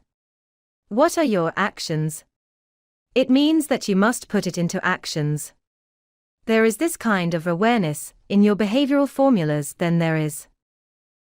I have taken the Bodhisattva precepts, and I know that I need to protect my guru. Instead, You are sitting there watching a show while eating peanuts, not standing up to protect the guru. It means that there are no actions. It means that your behavioral formulas are false and they do not work. You need to put it into action and stand up. Once the guru's reputation has been restored, the Dharma he teaches is still valid. Because you have protected the Buddha, Dharma, and the Sangha, you have developed great faith and merit. You protect the Buddha, Dharma, and the Sangha, and your merit is great, and in turn your own Dharma practice will make great progress. Like Sakro Devanam Indra, the Jade Emperor, this is the result. Do you know that you must have this kind of perception, also the first one, to protect the Guru, and then you have to take the Bodhisattva vows, practice, and have this behavior to have this result. The second awareness you must have is to protect all sentient beings, which is the same as protecting yourself. Why is protecting sentient beings the same as protecting yourself? Think about it. Some sentient beings are very pitiful. They are sitting there listening to sutras. They have just started to learn, and have just gained a little faith in Buddha Shakyamuni. Suddenly a woman comes out and says that she has committed adultery with the Buddha. Then this sentient being may immediately leave. He may have left before he finishes watching the show and eating all the peanuts. You think about it. Don't you want to stand up immediately and say, "You mustn't believe what she said"? There's absolutely no such thing. Our Guru, I've been with him for 20 or 30 years. Another one would stand up and say, "We've been following him many years. We've never seen such a thing." You mustn't listen to her monstrous words to deceive people and destroy the Guru's reputation. She's here to destroy our Buddhism. You must stand up. This is an action of your thoughts. You must do it. You must do it when you think of it and do this thing. There is one in the Bodhisattva precepts stating, not to deal with others' troubles. Those who sitting over there and wanting to learn Buddhism are really troubled. But you offer no help to clear his name. You do not offer any help. You could say that it's okay. Yes, my senior fellow disciple has stood up to clarify. The people next to him may also want to leave and stop studying. But you are a disciple of the Buddha, right? As a disciple of Buddha Shakyamuni, if you see the person next to you wanting to leave, you should explain it. Let me tell you. Whether you want to study Buddhism or follow this master, I am not forcing you to follow him. But let me be frank with you. I've followed my Guru for a long time. My Guru is not such a person. You should not have such worries because of this. If you have such worries, you will lose the ability to study Buddhism. If you don't have the chance, you won't be able to escape reincarnation. And you will be miserable. You must not. You can then protect these sentient beings and eliminate their troubles. You must take the Bodhisattva precepts. This comes from your awareness. But as you know, all the disciples of Buddha Shakyamuni are Hinayana practitioners. They had not taken this precept and did not have this kind of awareness. You have to take the Bodhisattva precepts. Do you know that only those who want to become a Buddha will cultivate their awareness? If you do not want to become a Buddha, you do not need to cultivate their awareness. Those disciples of the Buddha did not cultivate their awareness. So, the Hinayana practitioners did not observe these precepts. So, they did not understand. We only care about ourselves. If others don't practice and fall into hell in the future, it's none of my business. I have no responsibility to save them. They were like this. They did not have this kind of awareness. But you have to remember that we are Mahayana practitioners. Protecting sentient beings is the same as protecting ourselves. I protect this sentient being. If this sentient cultivates well in the future, he may be grateful and pay his gratitude to me. If I do not practice the Dharma well, he might come to save me. Who knows? How can we know? Everyone helps each other. So, you must have this kind of awareness. You must use words or physical actions to make some practical explanations to get rid of their worries. That is, you must have the actions of the body and the mouth. Or firstly, you must protect those who trust the Guru and help them get rid of their worries and doubts. You must protect those who slander and tell them. I am not asking you to speak harshly, point your finger at Sundari and curse, the ground open up quickly and bury this woman. She's so bad. Who told you to cultivate to be so vicious? If you do this, you will have some evil deeds and some evil intentions. This is not good. You should do this. You should stand up and say, Ms. Sundari, do not do this. You will violate a very serious precept. You will go to hell. If other people see it and if they are troubled, they will curse you. It's not good. You will have bad karma and soon fall into hell. You shouldn't do this. Repent as soon as possible before there is retribution. Repent as soon as possible. Then you have the compassion to save her. Even if she does not repent later, and suddenly falls into the uninterrupted hell, she will still be grateful to you who have pity for her. I do not know if she will have a chance to get out of hell in the future, but when other people see your behavior they will praise you. A Dharma practitioner is indeed a Dharma practitioner. You even show mercy to your enemies. This is more like it. This is the only way to show their awareness. Those people who were seated eating peanuts would say after watching the show, it was incredible. A wooden basin fell off. Why didn't the ground crack and bury her? What kind of Dharma practitioners are these? Thirdly, you must enable yourself to develop the wisdom of equality. If you can do this, you can even have mercy on your enemies, and you will be able to develop the wisdom of equality. This wisdom of equality can help you enter the state of oneness in the future, the absolute equality. You are now in the three realms, and what you are talking about is only the equality of cause and effect, not absolute equality.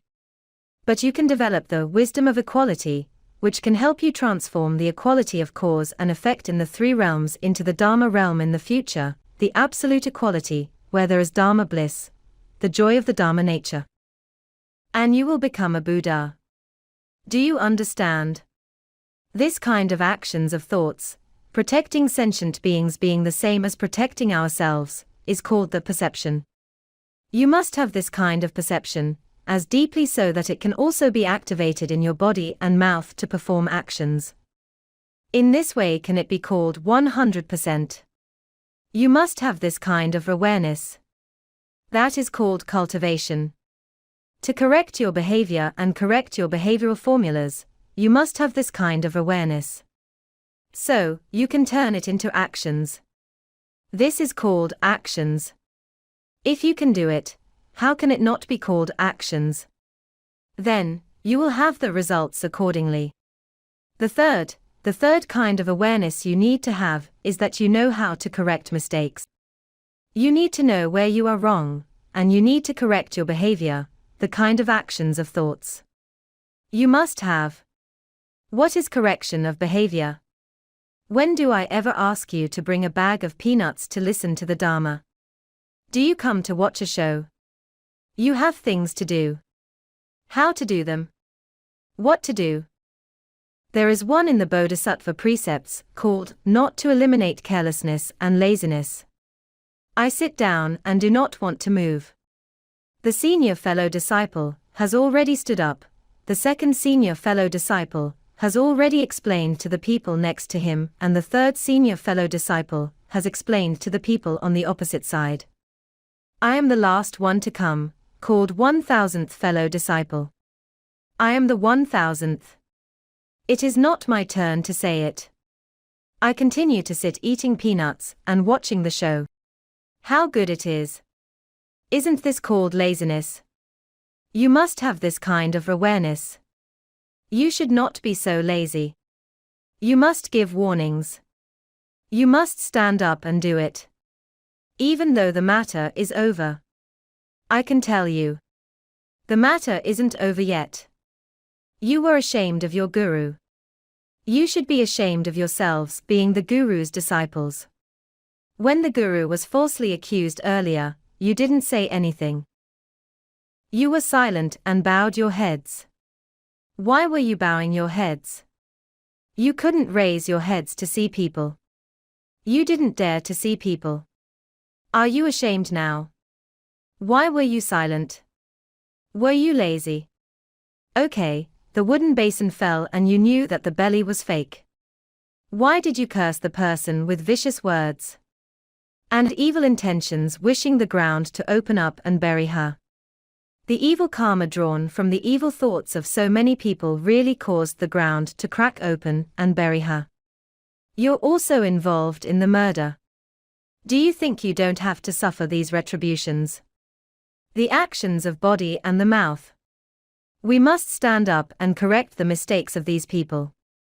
Otherwise, next time they will come to the show with a bag of peanuts, remain silent, lower their heads, and then curse the ground to crack open and more people will die. You must correct their behavior. Otherwise, they will do these things in the next life, and the next life after that. You must remember the precept of not to eliminate carelessness and laziness. Don't be so lazy. You have to stand up and save other people. This is the right thing to do. If you do this, your own behavioral formulas will be modified. You will not be so lazy in the future. You will meet the requirements of the precepts. You will save yourself and others. And you will gain great merits. Therefore, we call this kind of actions of thoughts perception. You need to have this kind of perception. You must cultivate your awareness. You need to have this kind of awareness. Your behavior, you must be able to do these actions of body and the mouth. Of course, you can do it with the mind, you must do it with actions of body and mouth. Then, you will have these results. Now I am explaining the perception, practice, action and result of the faith, the first of the 10 beliefs. One should practice like this. The awareness means that one must have the awareness of the Bodhisattva precepts. Master, you have mentioned 3 types. Are you being lazy? Do you think that is finished? Then you must read it yourself in detail. You must also take the Bodhisattva precepts first. I will only talk about these 3 for now. You can take a look. In the Upasaka Precepts Sutra, the Buddha, the Guru, himself said this: there are 4 more things when a bodhisattva seeks body. Do you know that we bodhisattvas who aspire to have bodhicitta samutpada, showed their motivation, are also called bodhisattvas? We want to become a Buddha. We are in search for the awareness. Body is the awareness. When we are searching for and developing the awareness, we must do 4 things. First, get close to virtuous friends. You should be close to good people. If you are close to bad people, I have some disciples who are close to some bad people. They will tell them, you should be careful about this guru. He's ferocious and very strict. Whatever he asks you, you just need to answer you don't know. You must not say you know. If you say you know, he'll continue to ask. You'll be seen though. No. We've made some mistakes. Let's just hide them under the carpet and bury them. There's no need to talk so much. These are bad friends. Then, you get found out by the guru, who asks you why you knew so many things, and did not tell the guru what you knew. The guru asks you personally, and you still refuse to say. He knows that you have violated the precepts. Deceiving the guru is violating a grave precept. This is called contempt. An offender will fall into hell. This is ignorance. You must have these awareness. It turned out to be so serious. No one wants you to practice the Dharma and become like this. Do you know that the group of people who sat listening to Buddha Shakyamuni teaching the Dharma, and then a woman appeared to slander the Buddha, but they remained silent and bowed their heads, and then spoke words, have already sown the seeds of hell? It was because they had not died, they had not yet gone to hell. The sutra does not mention this. But I can tell you that the 5 precepts and 10 wholesome deeds are said in many precepts to cause hell. So, remember, it is not if you do not practice Buddhism you will never go to hell. You are mistaken. If you do not learn Buddhism but have done this, you will still fall into hell. However, if you practice Buddhism, your guru will tell you to be careful. You will go to hell like this. When you take this precept, an alarm bell will sound to remind you. It will help you. This is what it means. In other words, learning the Dharma means that you have to prescribe the right medicine for the illness and know how to save yourself. If you do not practice Buddhism and you do this, watching the show with a bag of peanuts and talking nonsense, you will still go to hell. Okay, second, the mind must be steadfast, unable to break. Your mind must be very firm, which means being strong-minded. Nothing will destroy you. If a woman comes forward to slander your guru, your mind must be firm. I know that it is impossible. My guru will not have done this. I have known him for so long. I have seen what he does for so long. And I have listened to so much of his Dharma teaching and analysis. I do not think he has done such a thing. If you have a firm faith, it is called the mind being steadfast, unable to break. Do not let the bad, non-virtuous friends, people next to you or bad friends, shake your faith by saying only a few words. You should never expect to be able to cultivate the 10 beliefs. Well, the 3 of them being able to do difficult things if you can. You can do some very difficult things. No matter how difficult, I'll do them. Never say, I don't want to take refuge from this guru, because he asks me to observe this and that precept. There are so many behaviors that I have to observe. It's very difficult. I'd better not do. If this is the case, you will not be able to succeed in Dharma practice. Only those strict gurus can save you, while more relaxed gurus will only indulge you and make you fall faster. Do you think a more relaxed guru can help you? You will turn the Dharma the other way around. That is, you will not understand the Dharma and have a wrong view of Buddhism. That is, your perception of the first of the 10 beliefs, faith, is incorrect. Then, you will not be able to practice the Dharma successfully.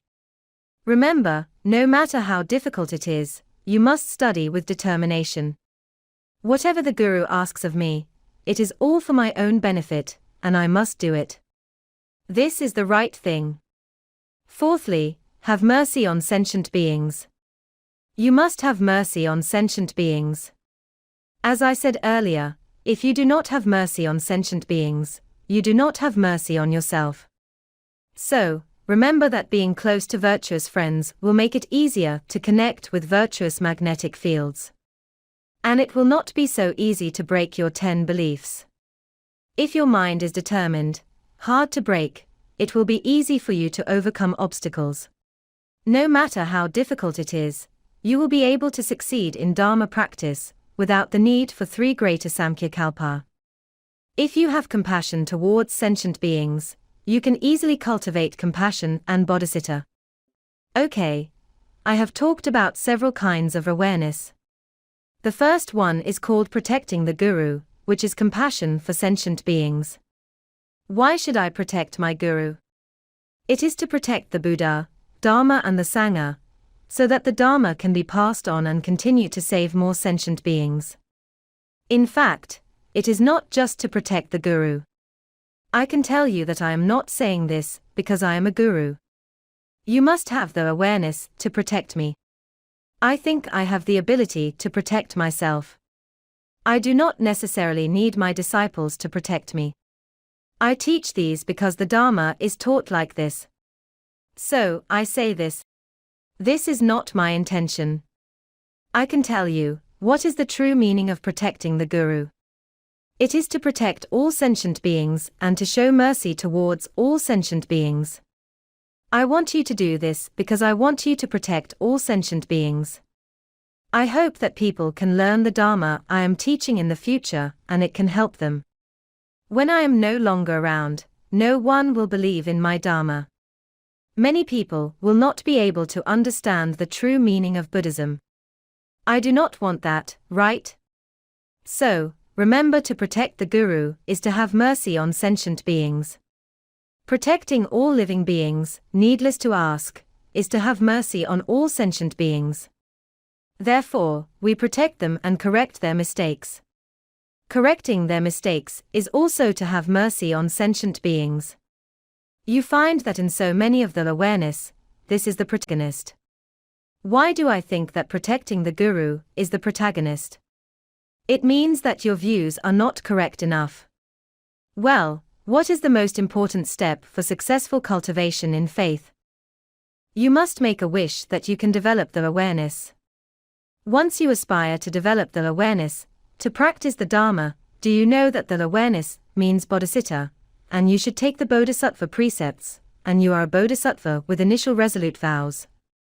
If you say, I won't take them, then it will be difficult for you, and you will not develop the awareness.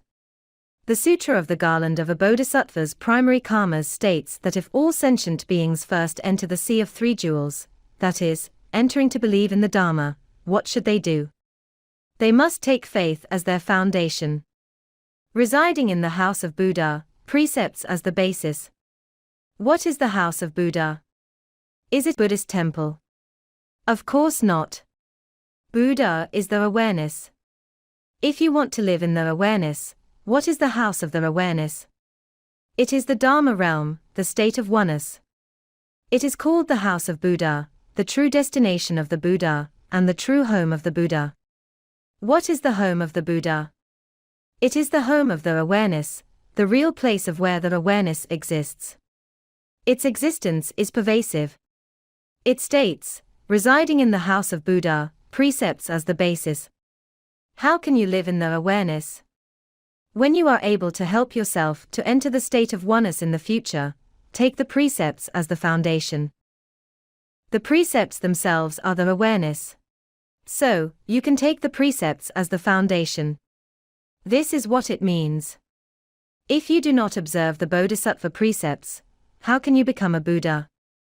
The group of Hinayana disciples holding peanuts and watching the show did not have this kind of awareness, because they had not taken the Bodhisattva precepts. So, they were unable to enter the state of oneness. The Sutra of the Garland of a Bodhisattva's Primary Karmas states that the precepts are the basis of all merits and virtues, that is, you must follow them and positively lead all your actions towards Buddhahood. The precepts can eliminate all great evils. What does it mean? Positively. It means that there is no deviation. What does it mean to have no deviation? To be able to follow the path of the awareness, and to finally become a Buddha. What is the blueprint that can give us everything we can follow and carry out? It is the precepts. The precepts are the basis of all our behavioral blueprints and lead us into actions, because they can get rid of all great evils. Their awareness can eliminate all evil thoughts. So, you must have these awareness. The Sutra of the Garland of a Bodhisattva's Primary Karmas also states this. Now I will form the basis of all precepts for all bodhisattvas. It says that all bodhisattvas should follow this blueprint. If you follow this blueprint, it can lead us to do everything we should do. It will allow us to have this awareness. This is called the three states of Vedana sensations, 3 Tisro Vedana. There are 3 sets. The first one is called precepts of accumulating merits by performing good deeds, which is 84,000 kinds of Dharma methods. You must carry out the precepts of accumulating merits by performing good deeds. The second one is called precepts of accepting sentient beings, or the precepts of benefiting sentient beings. That is, you must help sentient beings with all the benevolence, compassion, empathetic joy and equanimity. Turn the pain of all sentient beings into happiness and peace. You must know that you need to have wisdom to save sentient beings. It does not mean that you are helping a person if you give him a little more money so that he can buy drugs. You need to have the wisdom. This is called the precepts of accumulating merits by performing good deeds. Precepts of accepting sentient beings are the precepts of benefiting sentient beings. The third one is called precepts of observing moral disciplines. The precepts of observing moral disciplines refer to all the precepts. All precepts related to this aspect must be observed. What do the so-called 10 parajikas, 10 rules entailing expulsion from the Sangha, mean? Parajika means giving up. Among the Bodhisattva precepts we take, it depends on which version of the precepts you take. If it is the Brahmajala Sutra, it has 10 grave precepts. If you violate these 10 grave precepts, you will be abandoned by Buddhas and Bodhisattvas who will no longer save you. If you are a monk, you will be expelled from the Sangha. Even if it is an ordinary Buddhist group, you will be expelled from the Sangha because you have violated the 10 parajikas. According to the precepts, you must be expelled from the Sangha. This is called the 10 parajikas. You can watch the lecture video, The Essence of the Bodhisattva Precepts, available from our Dudjom Buddhist Association, International's TV channel on YouTube. The Bodhisattva precepts are of the three main types of Mahayana Bodhisattva precepts, Trividoni Salani. The 10 parajikas means that if you commit a parajika crime, you cannot be reborn like you have your head cut off. If you are a monk, you will be expelled from the Sangha. If you are a monk, you will be disqualified to be a Buddhist monk or nun. It is very serious. Do not think that the silent exclusion is serious. Being expelled from the Sangha is even more serious. The Brahmajala Sutra cites that the Bodhisattva precepts have the 10 parajikas, also known as the 10 grave sins. The 10 parajikas of the exoteric Buddhism, compared to the parajikas of the monks' Upasampada precepts, or the 10 pajikas of our esoteric Buddhism, Nyingma for example, are slightly different. For example, the Bodhisattva precepts of our Dudjom Buddhist Association, International, are based on the Yogacara Bhumi Sastra with 4 parajikas, or 4 serious crimes, called 4 grave sins, which are also adopted by the Tibetan Nyingma, or the Red Sect, Gelug, the Yellow Sect. What are the benefits of the Bodhisattva precepts? According to the Sutra of the Garland of a Bodhisattva's primary karmas, the Buddha said that those who take the Bodhisattva precepts can formally take the position of the Bodhisattva when entering the realm of the Buddha, and be with the Buddhas. They can surpass the pain of life and death for 3 kalpas. Do you know that we have to repent, and clearing the pain of life and death for 1 kalpa is very hard and difficult to do? Taking the Bodhisattva precepts can eliminate the pain of life and death for 3 kalpa. How good do you think it is? Such a great benefit. Of course, you must take. So, the Buddha said that you must take the Bodhisattva precepts. If you don't, that is very foolish of you. If you have taken, but violated, if you have taken the Bodhisattva precepts, but you have violated, again. It is better than no violation. Better than you not taking the precepts. Why? What is the benefit of taking them? Firstly, you are exempted from the pain of life and death for 3 kalpa. How do you know the extent of your suffering? You may suffer in hell for 1 kalpa. How good if you could avoid it. You see, one is called the Bodhisattva if he violates. If you have taken but violate the precepts, you are still a Bodhisattva. You are still among the Bodhisattvas. Other Bodhisattvas and Buddhas have the responsibility to save you. But if you have not taken the precepts, you are not among the Bodhisattvas. If you get into trouble, you cannot be saved. If you violate the precepts again, you will be expelled from the Sangha. Therefore, one is called another religious practitioner if he does not violate a precept. If you practice another religion, then you need to find people from that religion to save you. The Buddha will not save you. But if you are saved by people from other religions, it will have to be within the 3 realms at most. You will not be able to completely escape from reincarnation, which is very miserable. Therefore, one is called a bodhisattva of 1 point if he takes 1 point of precepts. As long as you, even if you, have taken 1 point of the bodhisattva precepts, you are called a bodhisattva of 1 point.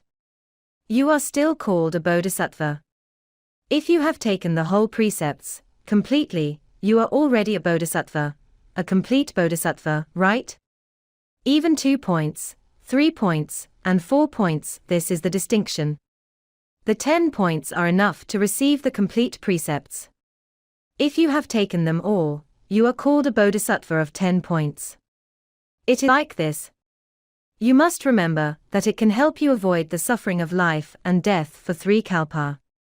The Buddha said that you must take the precepts. The Buddha also said it himself in the sutra, Son of Buddha, these 3 acceptances are the acceptance of these 3 precepts. The Buddhas of the past said this, the Buddhas of the future will say this, and the Buddhas of the present are saying this. This is said by Buddha Shakyamuni, not by me. It is not I who stipulate that you should be like this. I am not deliberately praising it. The Buddhas from the past said this in the past, and the Buddhas now are saying this. Even I say this. And the future Buddhas will all say this. It is because those of us who have become Buddhas have nothing we do not know. We know it all. I am fully aware of the benefits of taking these precepts, so I want you to take them. I can tell you that every Buddha always says this. He said, all bodhisattvas in the past have learned it. All bodhisattvas in the past have learned it. And everyone has taken it. Bodhisattvas in the future should learn it. Bodhisattvas in the future, who have not taken it must take it. Bodhisattvas are learning it now. Take it now. Remember to take it. This is the precept of the correct Dharma for all Buddhas. This is the Buddha's most correct, fundamental, and most helpful precept to help you develop the awareness, correct precepts and correct awareness. If any Buddha, or Bodhisattva, does not enter the door of this Dharma precept and claim to have obtained the supreme fruit of Dharma and reside equally in the void, there is no such a place. He said that if any Buddha, or Bodhisattva, who has not entered the door of precepts, has not taken this Bodhisattva precepts, but says that because of this, he has obtained the perfect enlightenment and even resided equality in the void, there is no such a place. He said that this is impossible. He is deceiving you. He is not a real Buddha. He is a fake. This is what he means. No, there is no such a thing at all. This sutra also states, Son of Buddha, if all sentient beings in the past, present and future do not take the Bodhisattva precepts, they cannot be called beings with feelings and consciousness. All sentient beings, if you do not learn Buddhism, you do not take Bodhisattva precepts, you will take Bodhisattva precepts only if you have learnt Buddhism. If you do not learn Buddhism, you will not take Bodhisattva precepts. If you have learnt Buddhism and refuse to take Bodhisattva precepts, while you call yourself a Buddhist and a sentient being, the sutra tells you that you cannot be called a sentient being. You are basically a person without the awareness. You are no different from an animal. There is no difference between you and an animal. You cannot be called a human being. You cannot be called a human.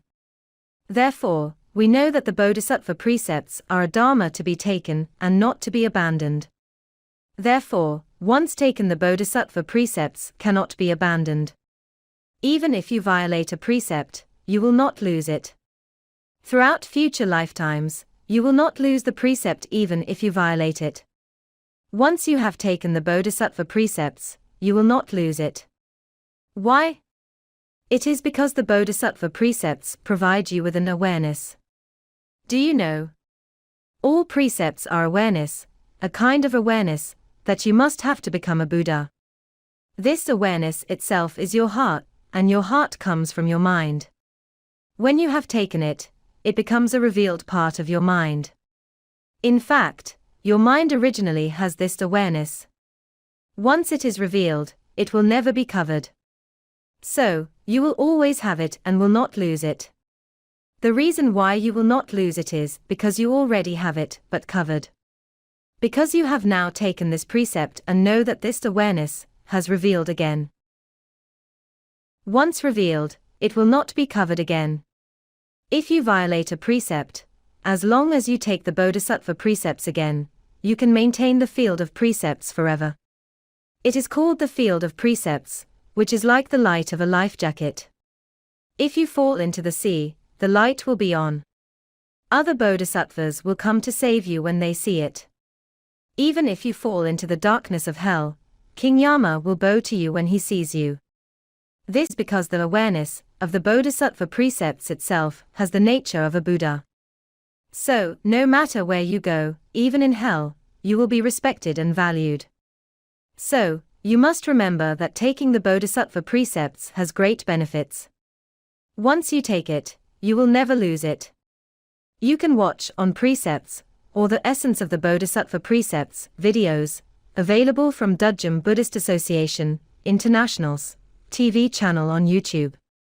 If we would like to become a Buddha, we must take the Bodhisattva precepts.